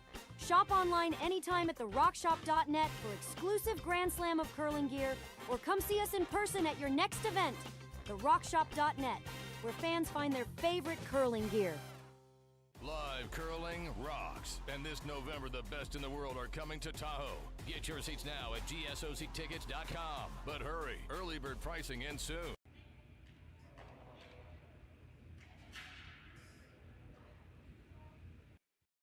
We would like to take a moment here on Curling Stadium to honor the memory of David Owen. David, along with Maggie Wilson, was a driving force behind Curling Stadium in Europe. David was taken from us far too soon after a brief illness. An avid curler himself, David represented Scotland at the 2003 World University Games, and most recently hoisted his club's trophy along with his son. I had the opportunity to work side by side with David at the World Junior Championships in Cortina, Italy, and I could tell in 30 seconds he was a good one. We share in sorrow for his longtime partner, Maggie Wilson. It was David's wish that Curling Stadium Europe continued on. We will honor that legacy. Rest easy, buddy. We salute you, and we will do our best to live up to your example.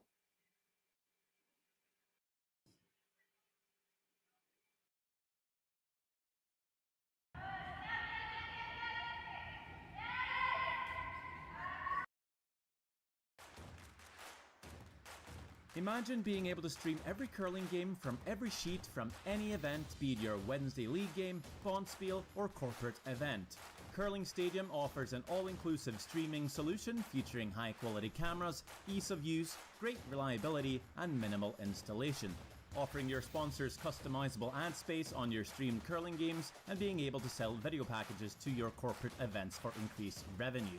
With Curling Stadium, you can stream to any device, be it your mobile phone, tablet, or computer. Push the feed to your desired platform, be it Facebook, YouTube, or any other social media. Curling Stadium is simply the way forward. Where it's commonplace in other sports to televise every game, we want to do the same. Curling is a global sport, and it's time it gets the coverage it needs. Make your curling club the next Curling Stadium. The rock faces around Lake Tahoe are legendary. But this fall, new ones will emerge in the Tahoe Basin. Owen, Moe, Gushu, and more. November 4th through 9th, the Grand Slam of Curling's first ever event in the U.S. is coming to Lake Tahoe, where the greatest rock stars on earth unite for 6 days of incredible curling, celebrity appearances, and après curl parties you won't want to miss. Get your tickets at thegrandslamofcurling.com. Let's rock!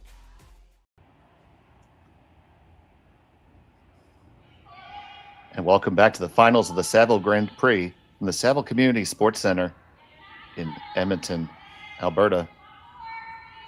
Single point for Park to cut the lead to 2. Laws has the hammer, playing in number 5. And we're joined here by a member of the Curling Stadium executive team, John Benton. Hello, John. Hey, Dave. How's it going? It's going well. We've had some great curling all week, but we lost one of our own, and it's not easy. It isn't. That was a nice tribute there at the break, and it's nice to have a chance to talk a little bit about my friend and partner. We're a pretty close-knit team here. Everybody with Curling Stadium Europe, like we're all curlers, and so to say that David and I were fast friends, which is what I've been saying, it's not uncommon in curling. It's just that David was a pretty special guy. And I knew right away, as you did, that he was a hard worker and a very dedicated guy.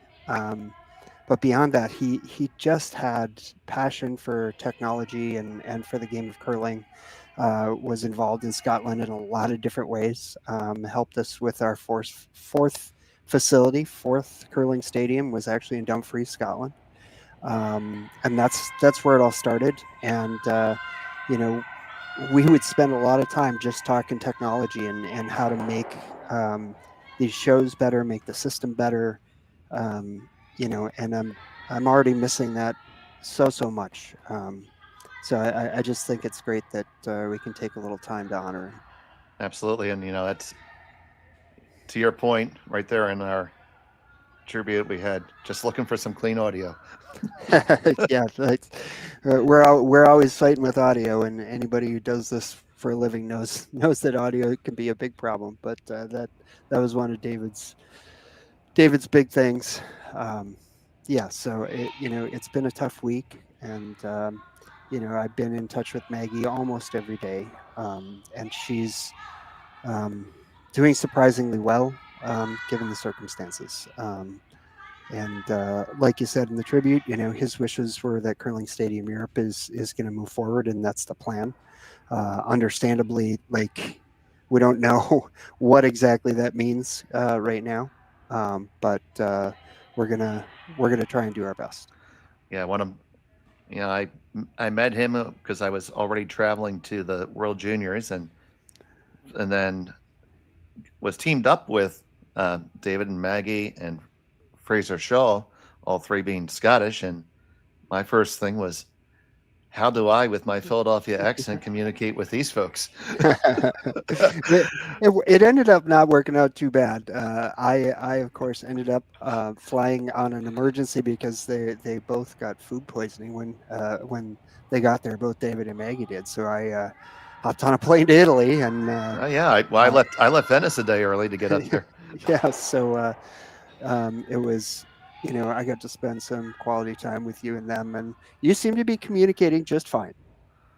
Well, there's always a way. There's some universal things, and well, my most fun task of that was trying to make sure none of that clean audio involved words that we didn't want going out. Exactly.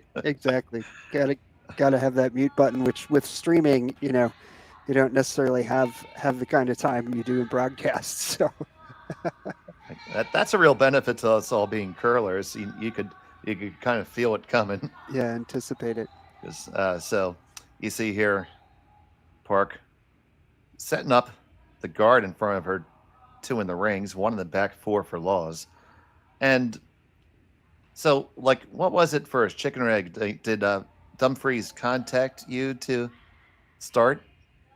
Yeah, they actually reached out to Jerry, and we were just in our infancy, and I was honestly still testing a lot of gear and trying to figure out what the standard was going to be, for the setup in these clubs. And David jumped right in, and we started working right away to try and build out the solution for them. And it was a great help and a great partnership from the very beginning. Yeah, and of course, Curling State Europe carries so many events over there and making a lot of those competitive events available for streaming.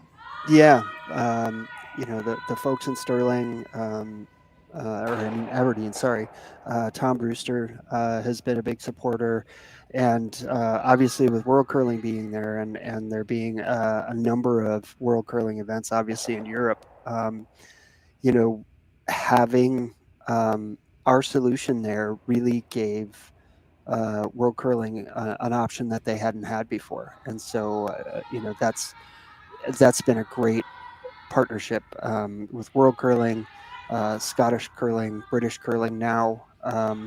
So it grew fast, and it meant that we had to be on top of our game. And I don't know if you've ever had anybody that you worked with where you kind of just clicked immediately, and it was one of those kinds of things where I hardly even had to say much, and David or Maggie would say, "Oh yeah, we have a fix for that," or we were thinking of doing this, and they were always just ready to go, and I think that's going to continue with Maggie, but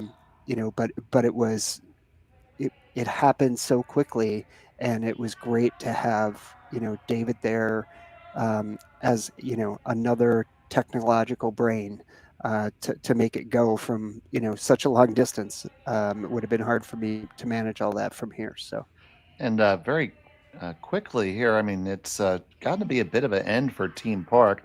They have those 2, and that halfway guard is there, and you see Negevin and Laws having a conversation. Now, you might be able to run that top one in and kill both reds, but you're probably going to leave a guard. Wouldn't be the worst with a 2-point lead. Yeah, I'd be tempted to do it. Again, if you send it back to the left as we look at it right now, you might be able to get your shooter off.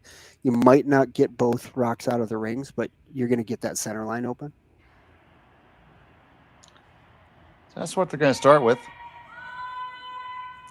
Negevin trying to hold it. That's going to come up a little bit, just be a straight peel, miss everything in the rings. So we're probably going to come right back, and yes, we will. So yeah, I mean, you could just tell that he really had a passion for the sport. I mean, when we weren't working a live production, he was just sitting there being a rink rat, watching every stone. Oh, for sure, and he, was obviously very, very into supporting all the teams from Scotland and paying attention to what they were doing, and absolutely, we had some friendly moments when Team USA was playing against them. Exactly. See if this guard gets back. Yeah, you put it back, it's going to be. Laws is going to have to most likely come after it again. They are going to have room on the one side for a draw, but it's not going to be drawn to much. Don't over curl it. Really well thrown. Yeah, still pretty good. Now you have a bit more of an angle to work with, but not much, John. Not much. I don't know that you have much of a choice but to go after that again. I mean, you can try and get to that rock in the top 4, but I'm not sure it does you a whole lot of good. Well, with Sean stepping away for an end, I would tell you he doesn't like that. Yeah, I mean, let's say they get to that rock there at Kaitlyn, like, and then Park just throws another guard. Like, I'm not sure. I think you have to move that guard.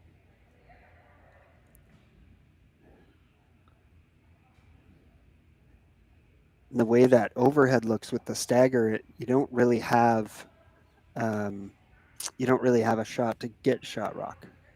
Yeah, Park gets to throw another one, and if you leave a stagger, she could wrap it around on you too in line 2. Yeah. And then now you're drawing for 1 against 2. You might be thinking, you get around on this one, and you might be running a red guard back to get a couple. At least create the threat of getting a couple, and limit them to just stealing 1.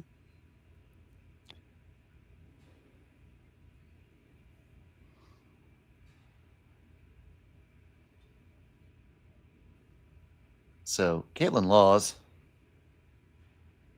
settling in for her first of 2 stones here.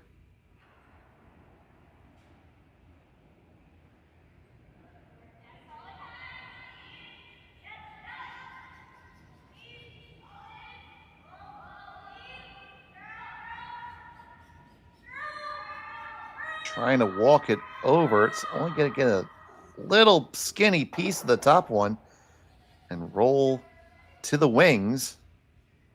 It does leave them sitting 2nd and 3rd. Park has an opportunity to put the pressure on. Yeah, Take us through this, John. She threw a little more weight there, and got a pretty big roll. So now it does create a little danger for Park. She's got to place this rock well. You don't want to hang it out there and leave a double for 3. If it's hanging out, you'd rather leave it short. Right, you leave it short or you get down to it either way. Yeah. Get a half under that guard. Looks like they're playing a straight guard right now.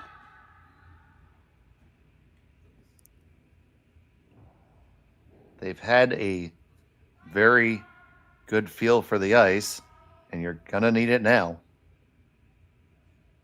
Crucial shot. Possibly exposing yourself.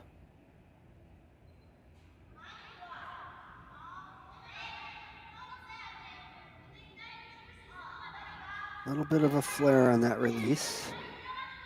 And they are just waiting for it to settle. That's hanging way out there. Too late to take a tick, so I'd bring it as tight as you could. It is turning. Is it going to get all the way over? Wow, what a patient call. Oh, I didn't think that had a snowball's chance.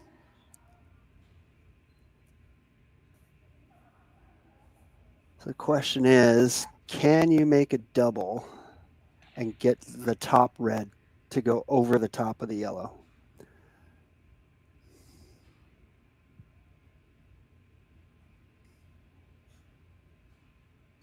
It's really close.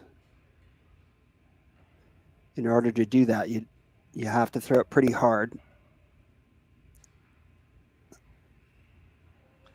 Looks like she is going to take the draw to the button. Draw the button. That's a big win for Park here. Gonna give her the hammer in 6, assuming it's made.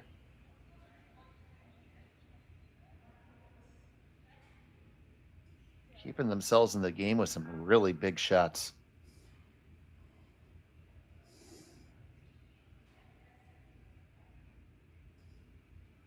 So Kaitlyn Laws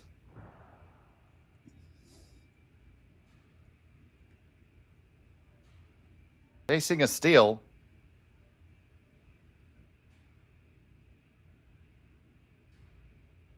up by 2 in the final.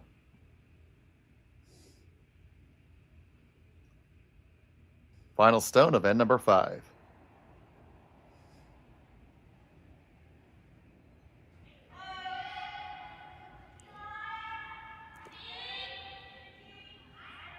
And she flared that one too. Based on the way these rocks are finishing, I think that's going to be okay. Just the weight now. This seems to be settling in fine. Maybe a little bit spicy, but no problem. Single point for Kaitlyn Laws. Beautiful draw. John, our thanks to you for joining us. And Thanks to you guys. absolutely, and our eternal thanks to David Owen. Rest in peace, buddy. We'll be back.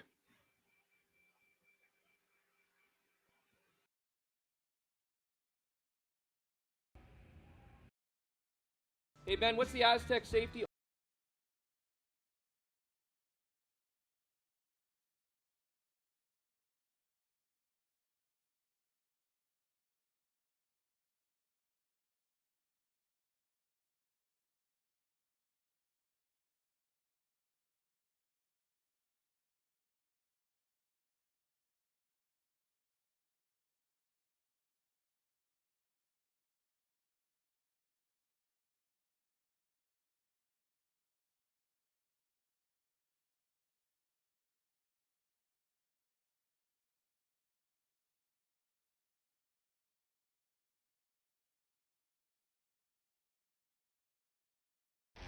The 2025-2026 Grand Slam of Curling schedule is out, with big events happening all over Canada, like the Masters heading to London in September, the Tour Challenge from Nisku this October, the Canadian Open from Saskatoon in December, and the Players' Championship from Steinbeck coming in January.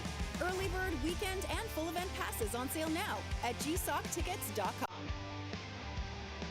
Let's rock.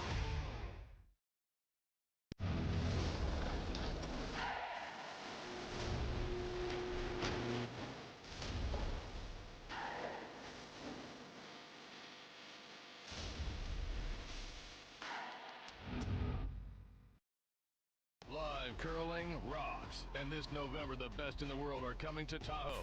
Get your seats now at gsocktickets.com. But hurry, early bird pricing ends soon.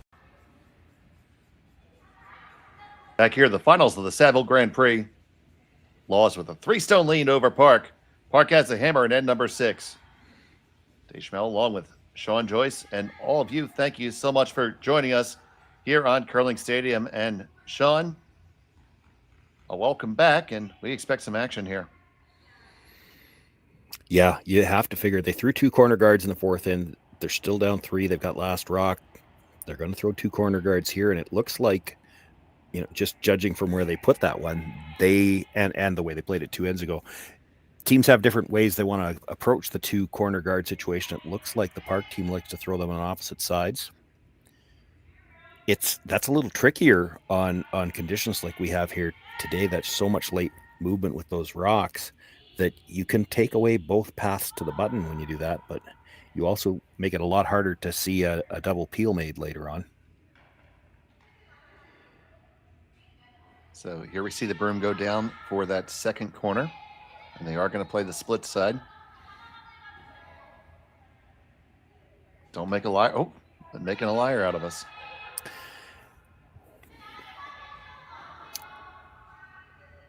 Well, and that might come down to.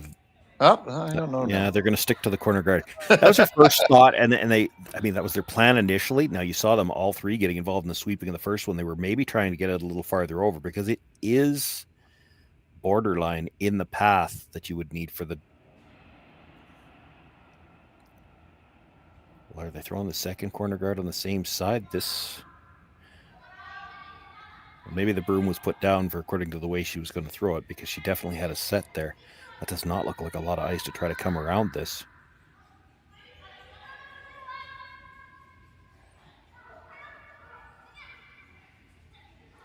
Wow. They are going to come around.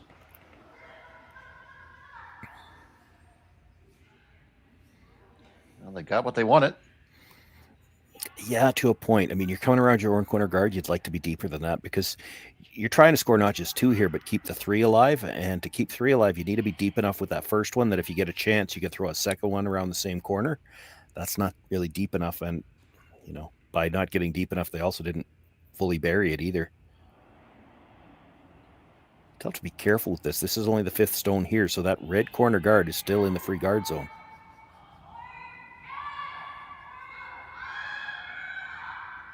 On the straight side the whole time. Looks like it's okay. And it is. Nice toss. Yeah, perfect roll too. There's no free guard zone left anymore, but it's now already, because you let them remove a stone already on the first to the second stones. 3 is tough now, and 2 is going to take some work because they've got 2 buried at the top of the 4-foot. I didn't love the come around on that last shot, and they didn't make it as well as they needed to if they were going to play it. You're better off in the back 12.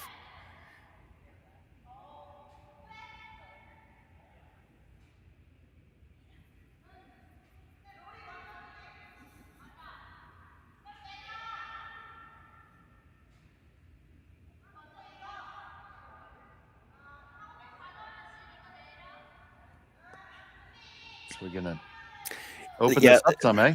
The options here they're discussing, it's do you try the triple or do you just hit and roll to another corner guard? And it's really important that they keep the shooter up front. You roll out here, they're going to peel the corner guard, and now you're going to have a hard time scoring 2. So you have to keep the shooter in front somewhere.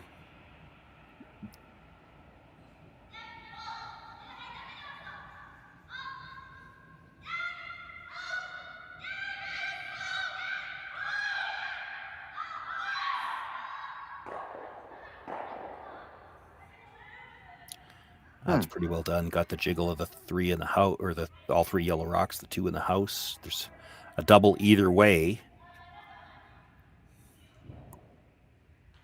Might be able to double peel the reds. You'll leave the shooter out there, but that's not bad.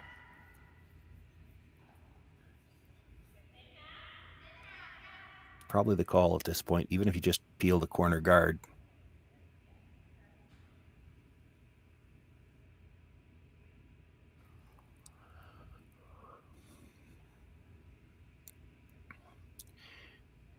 Playing the out turn on this so that she'll get that gear effect off the first one she makes contact with. Ideally, they get to the back end of the second one, and then if they can kick it out of play straight sideways, the shooter might actually spill into the rings.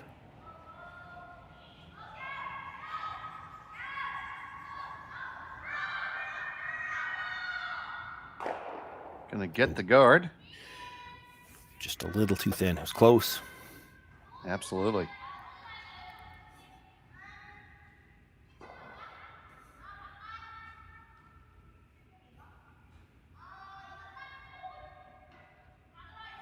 It was always going to be a tough double peel, and by taking the wide one, you're forcing the play back closer to the middle where, as Park plays these shots around here, to try to get 2 or 3 out of this, she's still going to have to group her own stones at some point in time.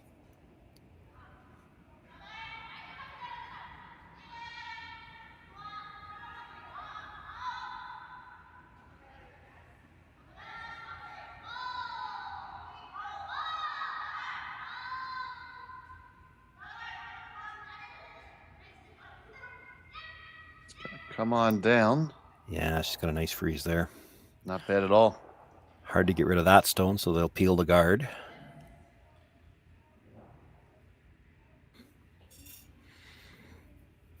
So you peel it, assuming it's made. Where do you go next?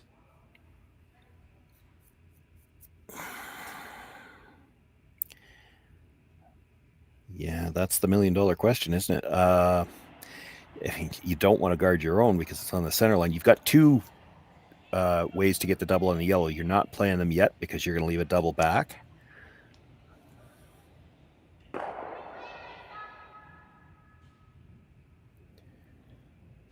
If you could get that far frozen on the yellow, it would be great, but that's risky. She's talking about a corner guard. That's not a bad call because you've got the nose hit on the red to double the 2 yellows in it. or pardon me, you'd come off the side of the red into the other yellow, and you could end up buried under the corner guard. Freeze on the same line so that the two reds and the yellow are in a straight line. It's hard to kill either red. That's not bad. It's tough.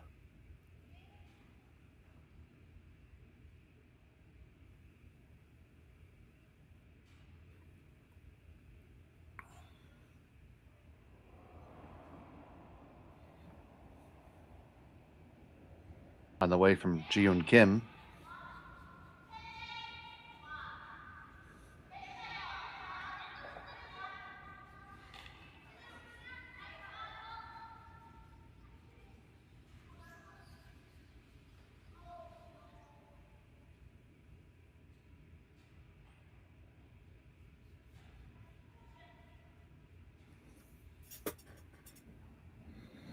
Interesting. Yeah, it does what they wanted. I mean, I'm not sure she was ever picking that redstone out anyway.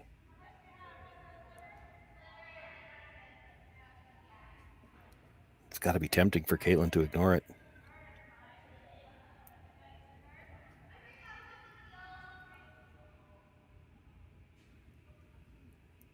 The problem is she's always got the double off the yellows. So you ignore this, she makes the double on the yellows, and she's too buried. Right. Like you're actually opening up a shot for your opposition by playing this peel, but you're making sure that you're going to have a chance to play the double when it's eventually left for you. There's no way for Park to make the double on the yellows without leaving the two redstones fairly close together. Ooh, plan B, pick it through the hole. Ho, ho, ho, ho. Okay. How about that? That's where you turn around to your opposition and say, sorry. That's just filthy. Yeah.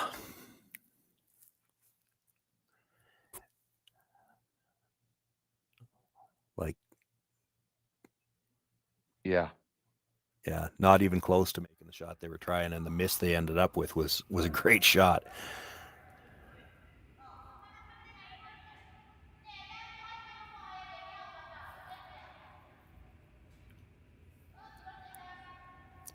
You try to put it right back in the same spot. I mean, the guard's not really in the way to make that shot, but now you're on third's last stone here. I think if you freeze it now, I do think she ignores it. Be interesting.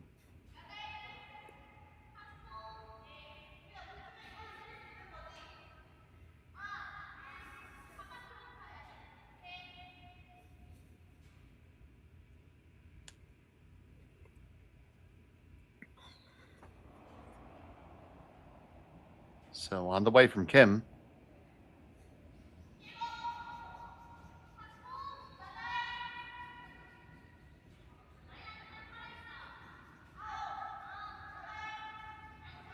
This has got a ton of room.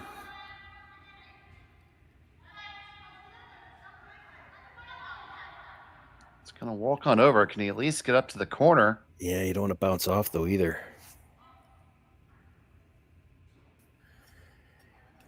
It's actually in your way to try to double the yellows.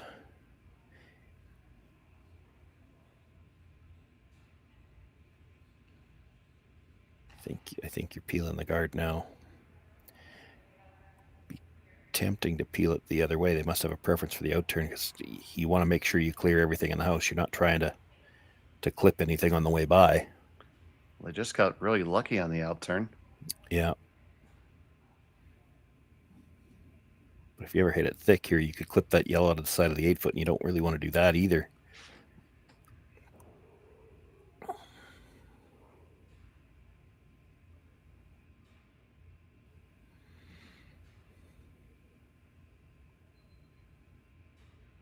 So here's Laws.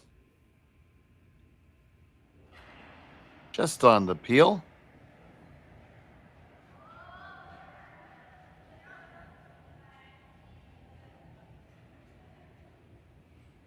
Just like a banana. You mean because it's yellow, or? I just leave it there for you, buddy.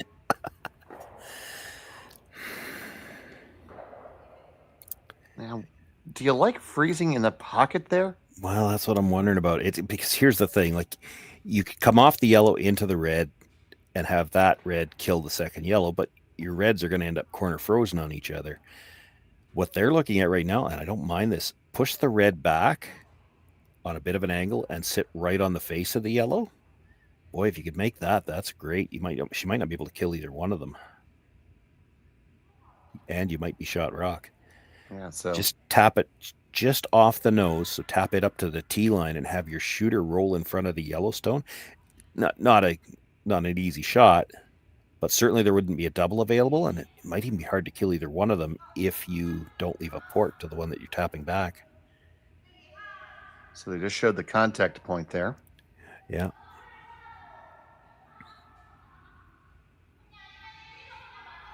I do love the call. About 3/4 on the first one and roll to 1/2 to 2/3 in front of the yellow, and it's going to be tough to get either red out.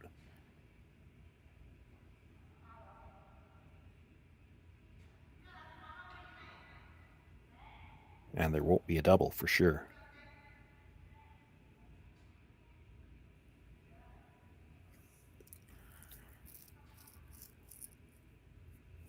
So Youbeen Park and the squad from Seoul, Korea.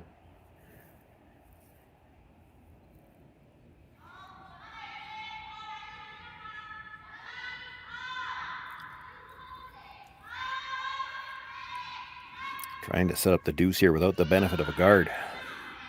It's going to be some great work if you can do it. The line looks really good for that shot there, Sean. It's coming on down. Does it have enough weight to jiggle it around? Oh, that need to be 5 feet bigger. Yeah, even a foot, and then at least you're driving it into a pocket. It stayed high enough that a nose hit on the red. I think they both fly.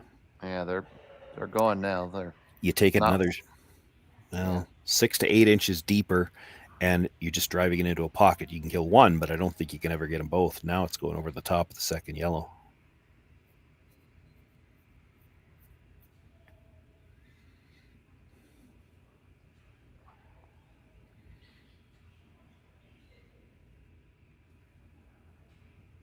She can make this with anywhere from half a rock to hitting it right on the nose. You don't want to flirt with over curling, because if you leave it in the 8 foot, there's still going to be a chance for 2. But boy, if you could ever hit it right on the nose, she doesn't even have an easy shot to score. No, I agree. But half a rock will do it, and that's the safe way to make it. Make sure the 2 reds go away.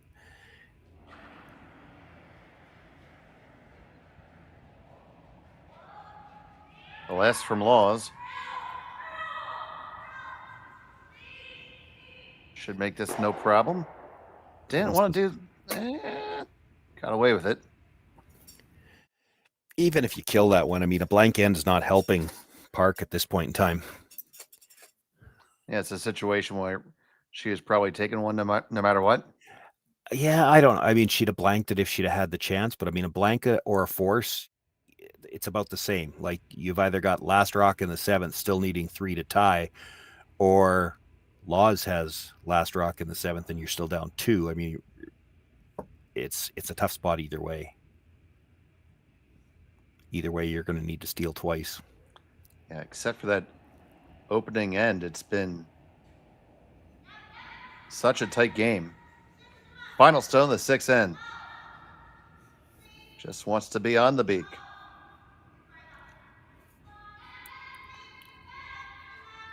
That's coming down, and that's got no problem there. Single point for Park. She trails by 2. Laws has the hammer in the 7th when we come back to Saville after this.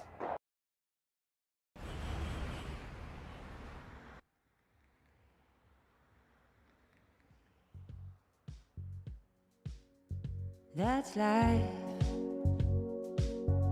That's what all the people say.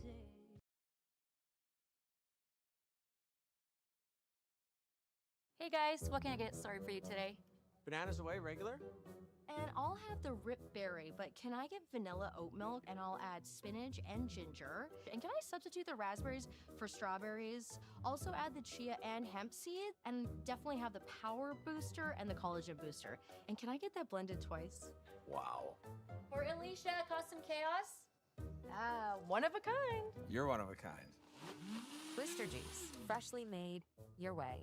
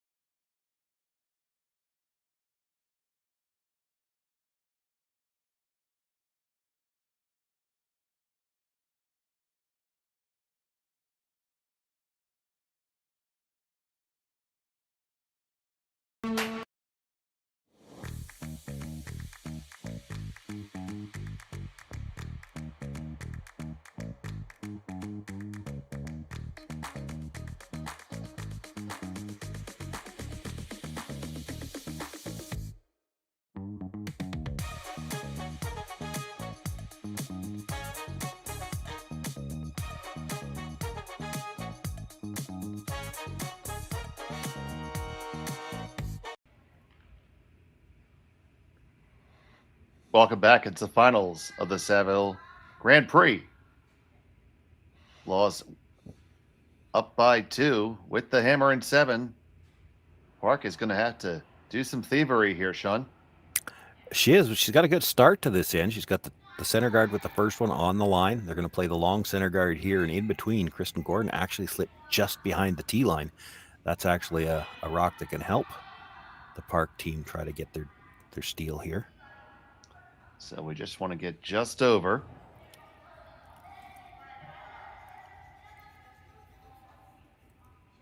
Good pair there.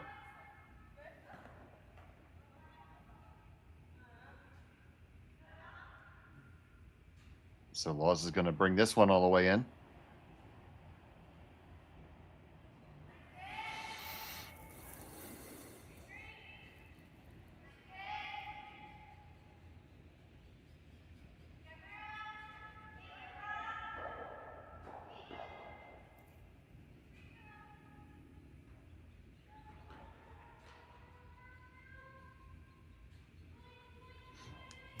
This is going to be a little deeper than they would have liked to, I think.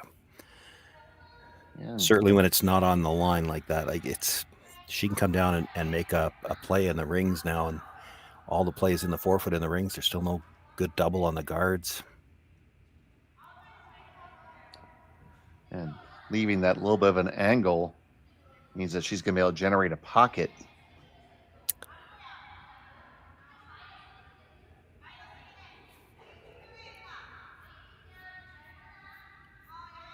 Really, she could play this from either turn, too.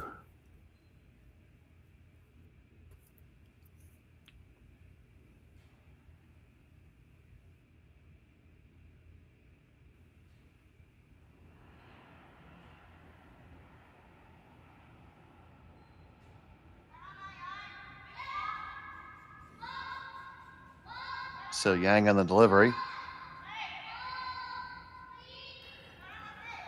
Okay. She did that on the last one too, and I can't let it go twice. If you're watching at home, don't ever do that. That tapping her broom on the ice like that before she puts it down, like that's illegal. It's just flat out illegal, especially if she's anywhere in front of the path of rock. And we're shooting off from the angle, so it's hard to tell, but she was off the side, but yeah, well, maybe. I'm not sure she was on the first one. Don't do that. Absolutely do not do that. It's not okay.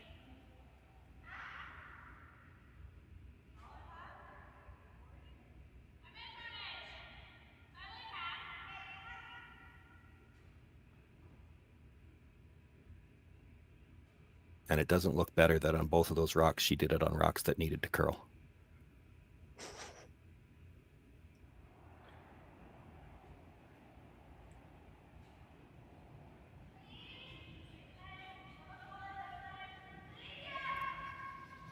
So this one is tight to the centers.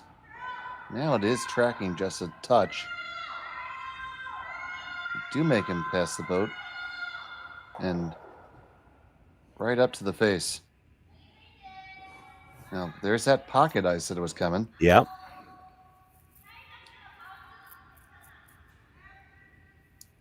That's where it has to go.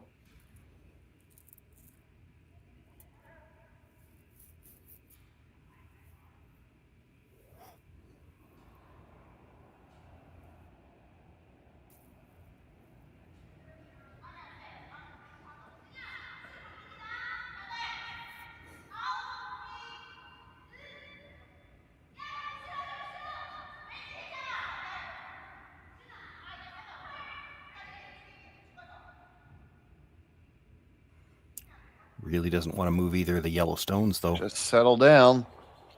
Didn't move them too much, but did move a little bit.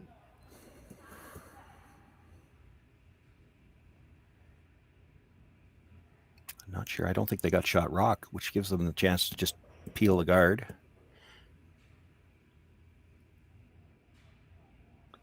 So is the guard coming back up, or are you going to try another one? Interesting questions.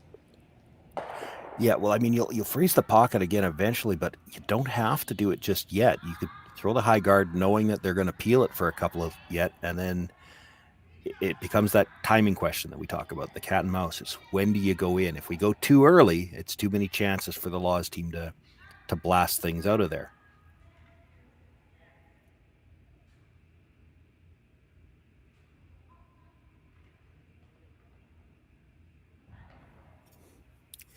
If you come right now and weld it perfectly, the Laws team probably still has to peel the guard, and you can play the rest of the end with one guard,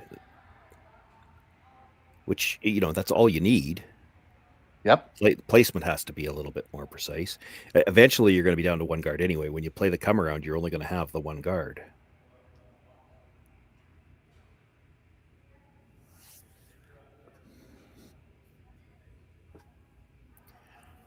Looks like timeout's been called. Yeah. So.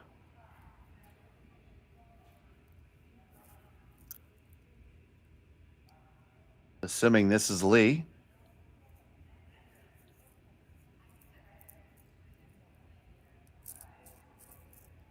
Yeah, I'm not positive. They did have a coach here too. There was two of them behind the glass, but I haven't seen them play yet. I had to go back to the tape to see whether or not she'd been playing all weekend. So, and with the ball cap, I can't get a very good look at her face to see if it looks like the profile picture that we have on their team lineup.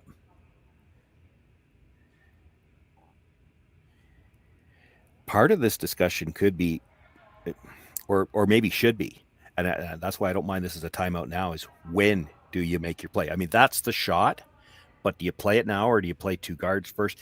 There's always that problem. We talk about the timing all the time. If you throw one too many guards, Kaitlyn Laws is just going to come around. But what is one too many guards? I have to think she's going to hit at least one more.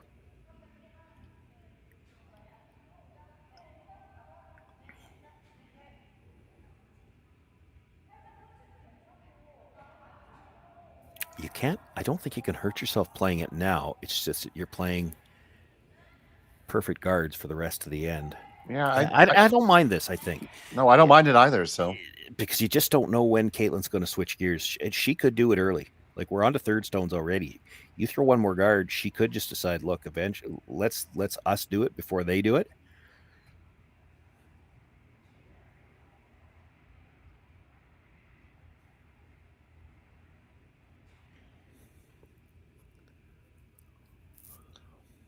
Well, certainly a game of cat and mouse right now. Park trying to manufacture a steal.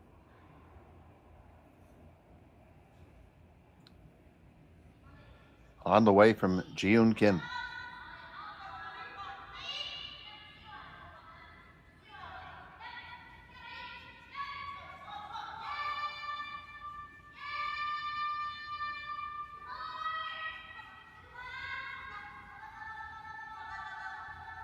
Got to get by the yellow at the top of the 4 foot. It's not going to. It just doesn't have the weight. It'll be right there. And yeah. So I think you almost forced Law's hand to go there right now. Yeah, but she's going to want to go there with enough weight to move something. She needs a way to get that red out. I mean, you can get right to the face and actually miss the shot stone and move the back yellow. But even if she rubs off the other one, as long as she creates a porch so that red one can go, like you could be 3/4 high side, wiggle both yellows. You're still going to stay in front of the red. And you just need, well, another 5 inches of room between those two yellows, room for it to leave the house.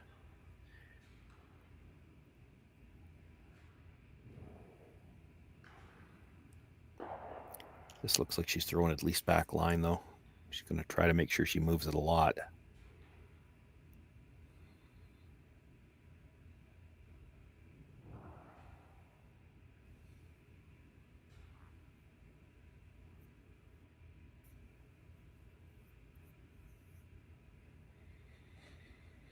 So Negaven settles in. It's her first. You got to get close to the nose here. If you're on the outside and flop out, you actually give her, she'll still have a pocket.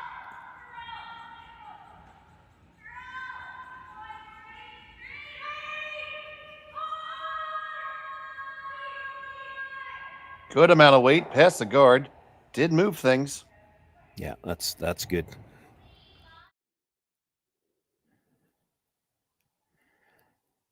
I'm not seeing any way for Park to get another one in there, and there's an escape route for that red now. And really 2 ways to get at it, because she could play the yellow at the top of the forefoot. Either one of them. She could play either of the yellows at the top of the forefoot onto that red. Looks like Law's shot right now, I think. I would say so. So they're looking to slash this. You could slash them and maybe get all 3 yellows going.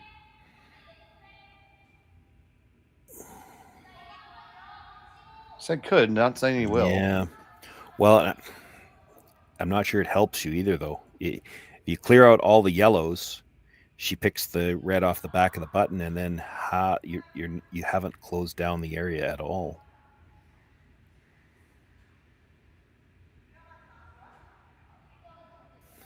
What are we at? Third's last stone here. All right. I'm looking at red guard into red in the 8-foot and move those. And I'm not talking about big weight. And try to get a good angle on the yellows in the house. You got to move one of them behind the tee line. The 2 yellows that are at the top of the 4-foot. Those are your problem stones. So just kind of push it into that pocket. Yeah, red back onto the red in the 8-foot, into the kind of the pocket of the 2 yellows. Try to push something behind the tee line and leave another rock up in the top of the 4-foot. You could play this shot. The problem is your shooter's rolling away to where it's not going to be usable at all if it even stays in play. And there's too much your danger. shooter is gone if you. Yeah, you're gonna. I don't think there's a way you can pick this yellow between the other 2 yellows onto the red. Now, if there is, well, then that's a great shot. I'm not sure there's room. It's hard to, on a 2-dimensional screen. I can't move my chair over far enough to tell if there's room there. But if you come off one yellow or the other, you're still going to end up with the yellow that you're raising in is going to be corner frozen on the red, which isn't better. So big weight here from Kim. On and off. It must be really close. Gonna get it, slash it, and just stuff it right there. Yeah, still corner frozen though. I'm not sure that's better. She's going to pick the red out of the back of the button, and what do you do?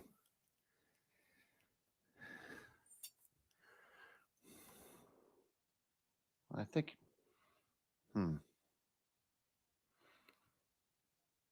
She made what she called. I'm just not sure she got anything out of it, really.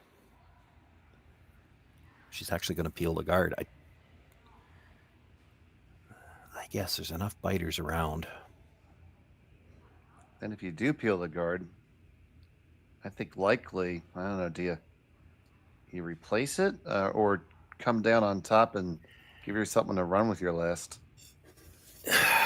Yeah, I think you have to come in somehow or another, because you don't really have a shot right now to get shot rock. Unless you think you could pick it with quiet weight, but then you're leaving an open shot to the shot stone. Marcel taking a look through the glass with the binoculars. It's on the way from Negaven. Either way, Laws is going to play the straight peel and force the Park team into making something tough. I'm still back to thinking you have to move. Now, it's easier now because you're not playing a double tap, but I like the tap on the red so that your nose on that yellow and try to split those 2 enough to leave a pocket at the back of the button. Doesn't even matter who's shot at this point in time. And you might be able to make that straight coming around on the in-turn, but it's a much tougher shot, or at least it's a tougher looking shot. I like it with the tap. That's what they're looking at. It's not critical that you move the yellow far enough to be shot right now, but you need to get it fully behind the tee line. And then kind of leave the two reds lined up. So the one you're throwing and the one you're tapping up, you want them in a straight line so that you've got the double tap to the button on the next one.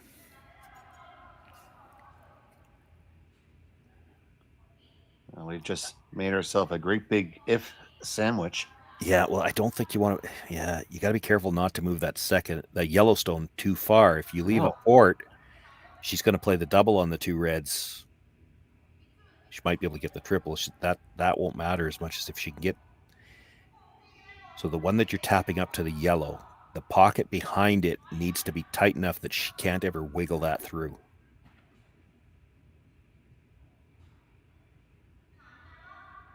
Gotcha.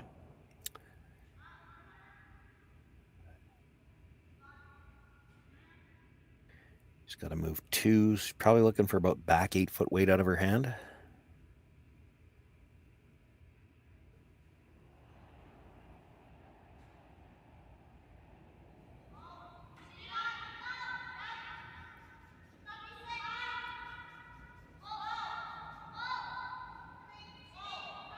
Youbeen Park with her first. Needs to get up to nose. You got to get all the way up there. You got it. How far is it going to move it? Okay. Seemed a little strong to me. Yeah, maybe a little too far. They kind of got caught. They were sweeping early for line, and it really didn't ever need to be held straight. Had to carve it a bit at the end. And I mean, every brushstroke adds a little bit of the weight. The angle's not great for her because there's no chance it's jamming on the yellow. That's the problem. She could maybe triple the reds. Even if she dead jams it on something at the back, that Yellowstone at the back of the button is still going to be there.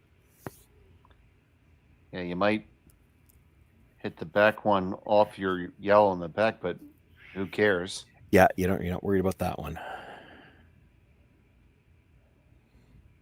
So Kaitlyn Laws.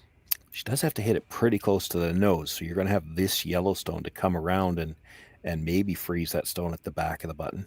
So she should still have something.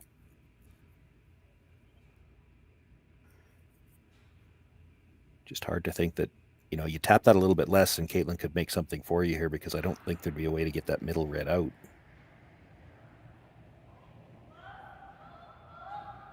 On the weight, not even a brush to this yet. Now trying to walk it over. Yeah, she hits it on the high side. It's not at 1-2. Stuffs the one in the back. Well, Park's going to have an opportunity to lie too. Well, she does, but she'd have to move that Yellowstone. I don't know if she wants to throw it that heavy. You freeze the pocket, you're probably guaranteed to steal, because I think you're on the pin and there's just no way to move it. If you move the yellow, you're going to create enough space to move the red.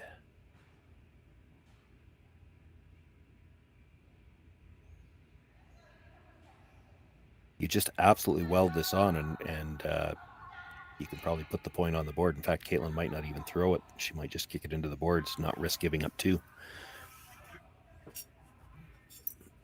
Well, it's been great action all weekend, and we've been treated to good ones today. This is no exception. Youbeen Park needs to lock one on. Get out the super glue.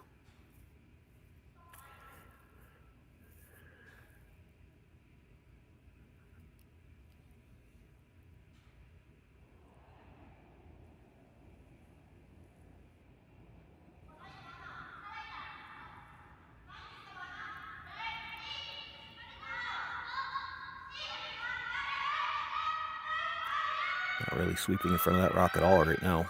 That's not doing anything. It's going to be all over the front. That's a rough one there. Laws does sit one. Has a quiet weight shot for 3, maybe 4.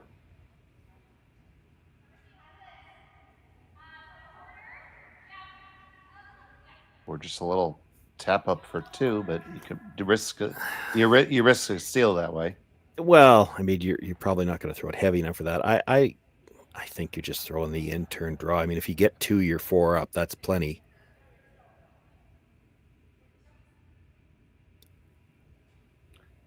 See a good half of it.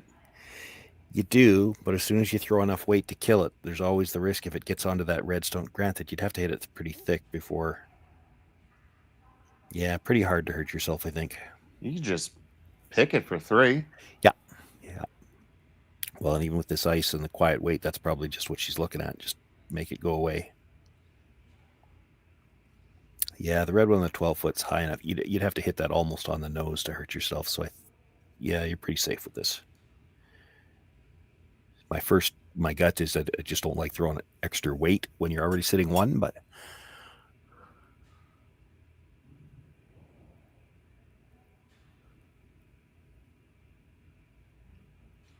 so Kaitlyn Laws up by 2 with 1 in her pocket. Looking for 3 and possibly the game. Final stone of the 7th.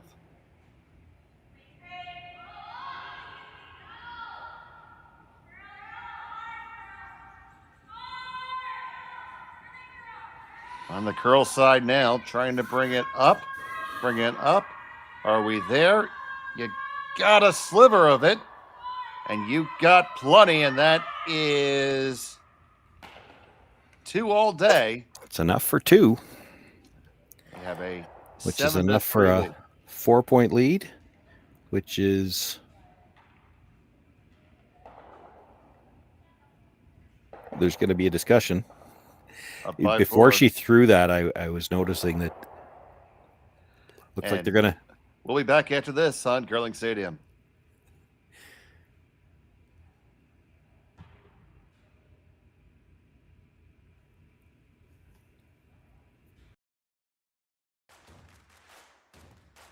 Imagine being able to stream every curling game from every sheet from any event, be it your Wednesday league game, bonspiel, or corporate event. Curling Stadium offers an all-inclusive streaming solution featuring high-quality cameras, ease of use, great reliability, and minimal installation. Offering your sponsors customizable ad space on your streamed curling games and being able to sell video packages to your corporate events for increased revenue. With Curling Stadium, you can stream to any device, be it your mobile phone, tablet, or computer. Push the feed to your desired platform, be it Facebook, YouTube, or any other social media. Curling Stadium is simply the way forward. Where it's commonplace in other sports to televise every game, we want to do the same. Curling is a global sport, and it's time it gets the coverage it needs. Make your curling club the next Curling Stadium. The rock faces around Lake Tahoe are legendary. But this fall, new ones will emerge in the Tahoe Basin. Owen, Gushu, and more.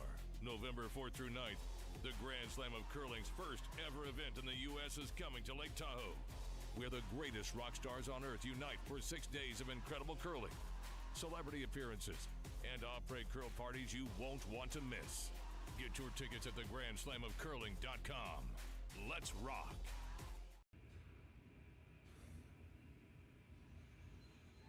Back here at the Saville Grand Prix. 4-point lead for Laws.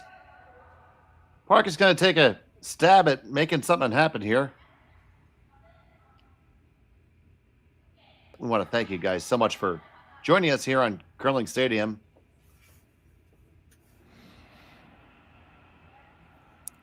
Stay with us all season long. We got so many great tournaments planned for you. I thought the Laws team might throw the first one through, and after they stop in the back of the 4-foot, they might wish they had. I wouldn't be totally shocked to see her rip that stone out on the next one. It's not helping you back there, and you really didn't need rocks in play here either. With 3, I get it. You might play 1 in. You're trying to get them to group rocks. You don't ever need them to group rocks when they have to score 4 to tie. Might be a good time for everybody's favorite shot, the Peel of Shame.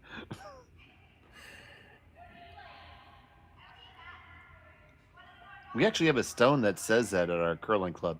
It's a number 2 stone. Of course.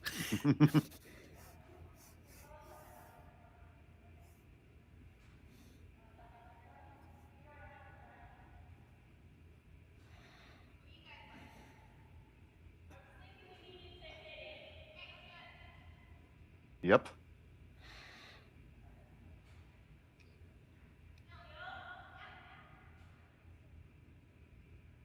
We don't see that a whole lot in the spiels we call. Yeah, no. Well, it's mainly the reason we don't see it a lot is it's uncharacteristic to see. We see the top leads in the game. They don't make mistakes like this very often. And it remains, well, maybe not shameful, but disappointing. It's not helping you back there.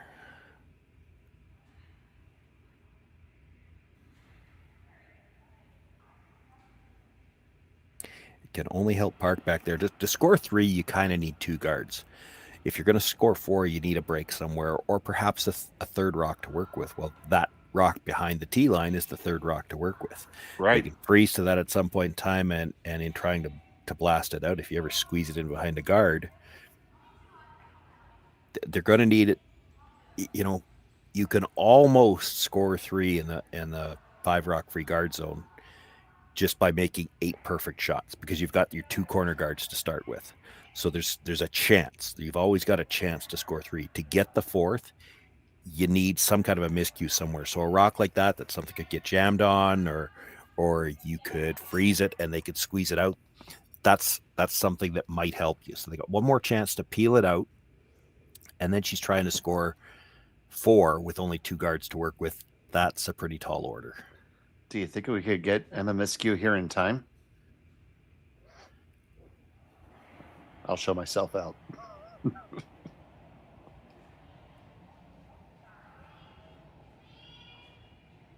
So looking to peel this one out now. That's going to go away.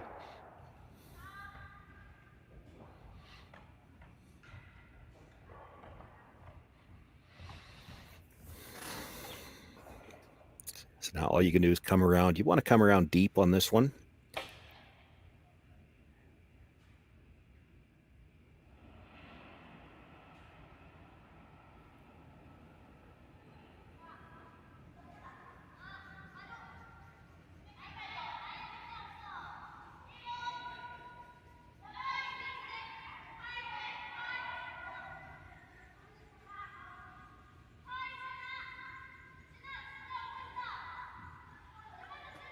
It's going to come around. It's not particularly deep.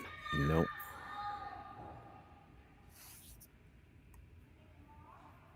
So now after making sure that there's the right number of rocks in the barn.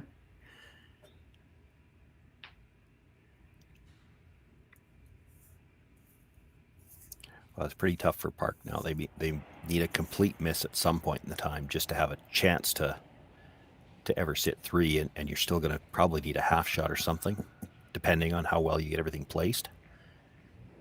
Making the straight peel there.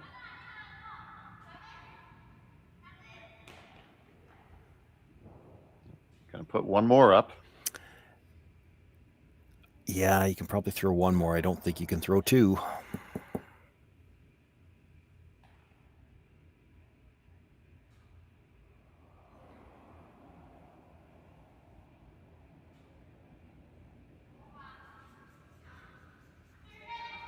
Throw 1, Oz will peel it again. You come around the other guard, and then if I'm Oz, I'm peeling the guard towards the stone in the 12-foot.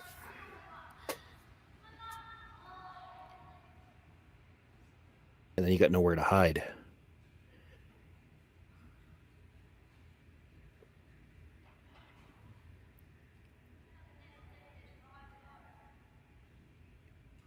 You kind of need her to nose hit this peel and stuff the one in the rings to have a chance at this point. Well, put me in, Coach. I'm sure I can pull that off.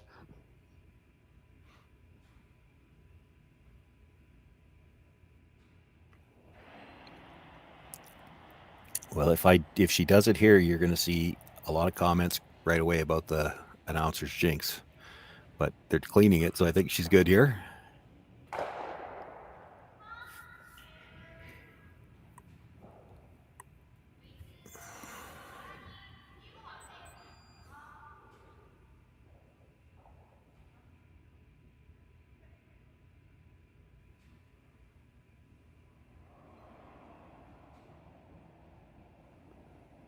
So now no choice but to come in. Yeah.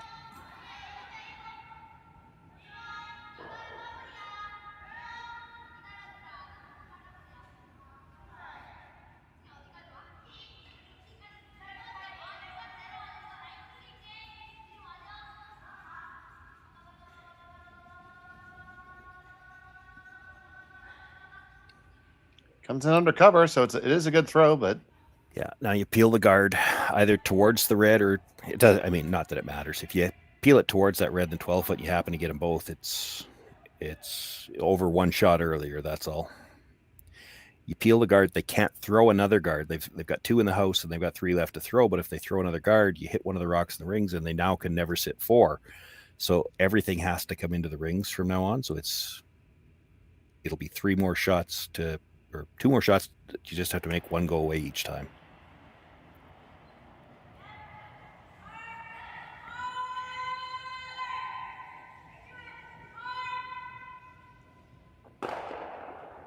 Oh, just underneath of it.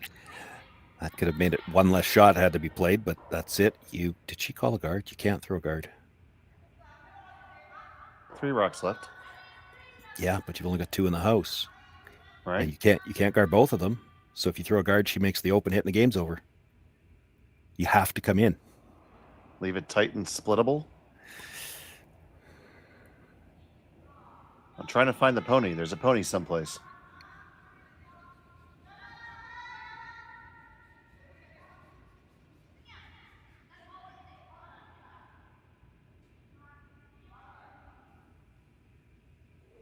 Well, this is decidedly in the rings. Yeah, no, that's fine.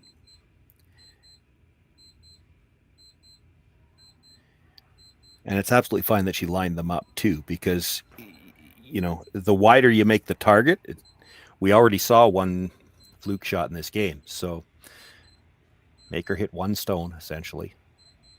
So Kaitlyn Laws heading on down, trying to just make a red go away.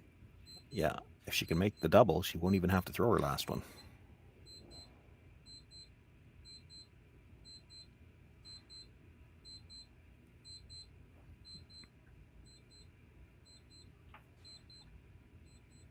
Even if she jams this one, Park can come around it again, but that red on the other side's always going to be wide open.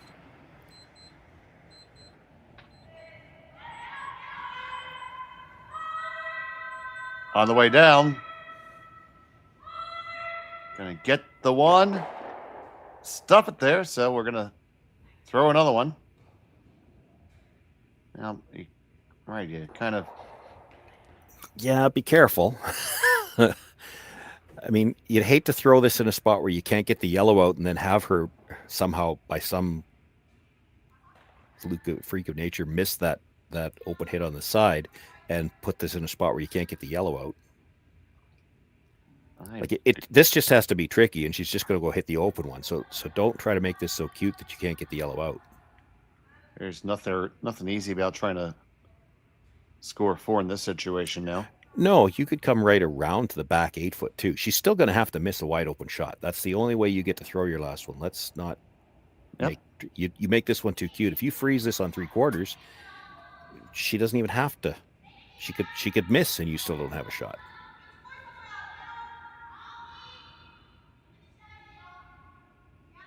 Well, heavy for sure.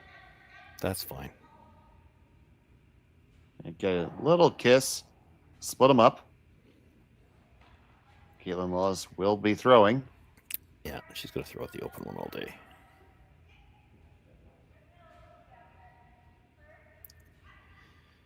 Doesn't really matter which one. You've got to completely miss it for her to even have a shot to throw.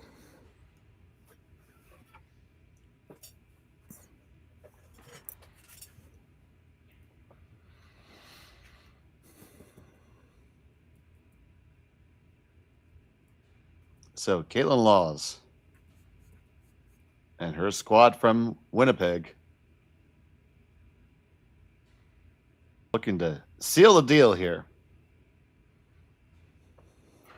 Her final stone of the 8th end.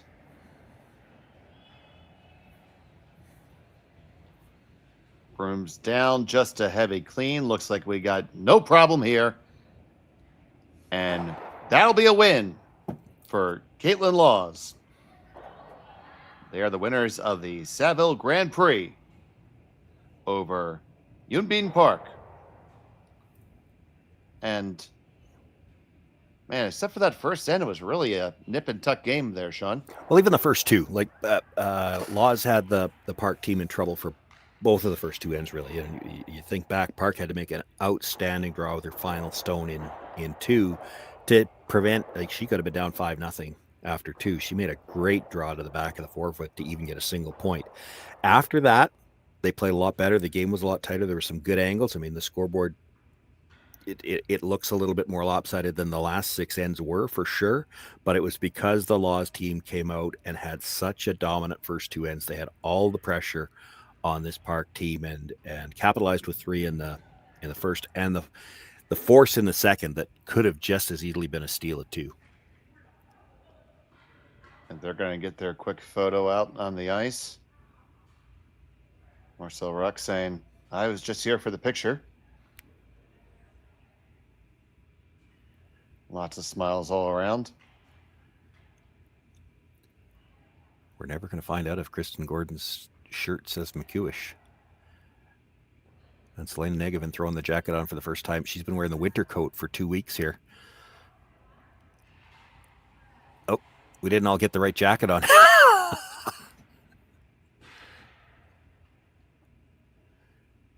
All right, here we go. And the alternate didn't bring her jacket.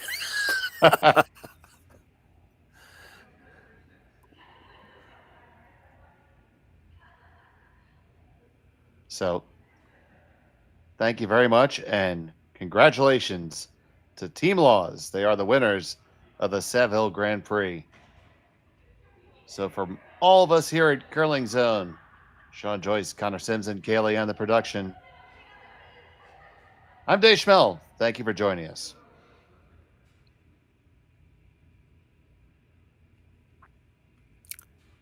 The next practice session, they're going to have to choreograph the team picture a little better. Live curling rocks. And this November, the best in the world are coming to Tahoe. Get your seats now at gsoctickets.com. But hurry, early bird pricing ends soon.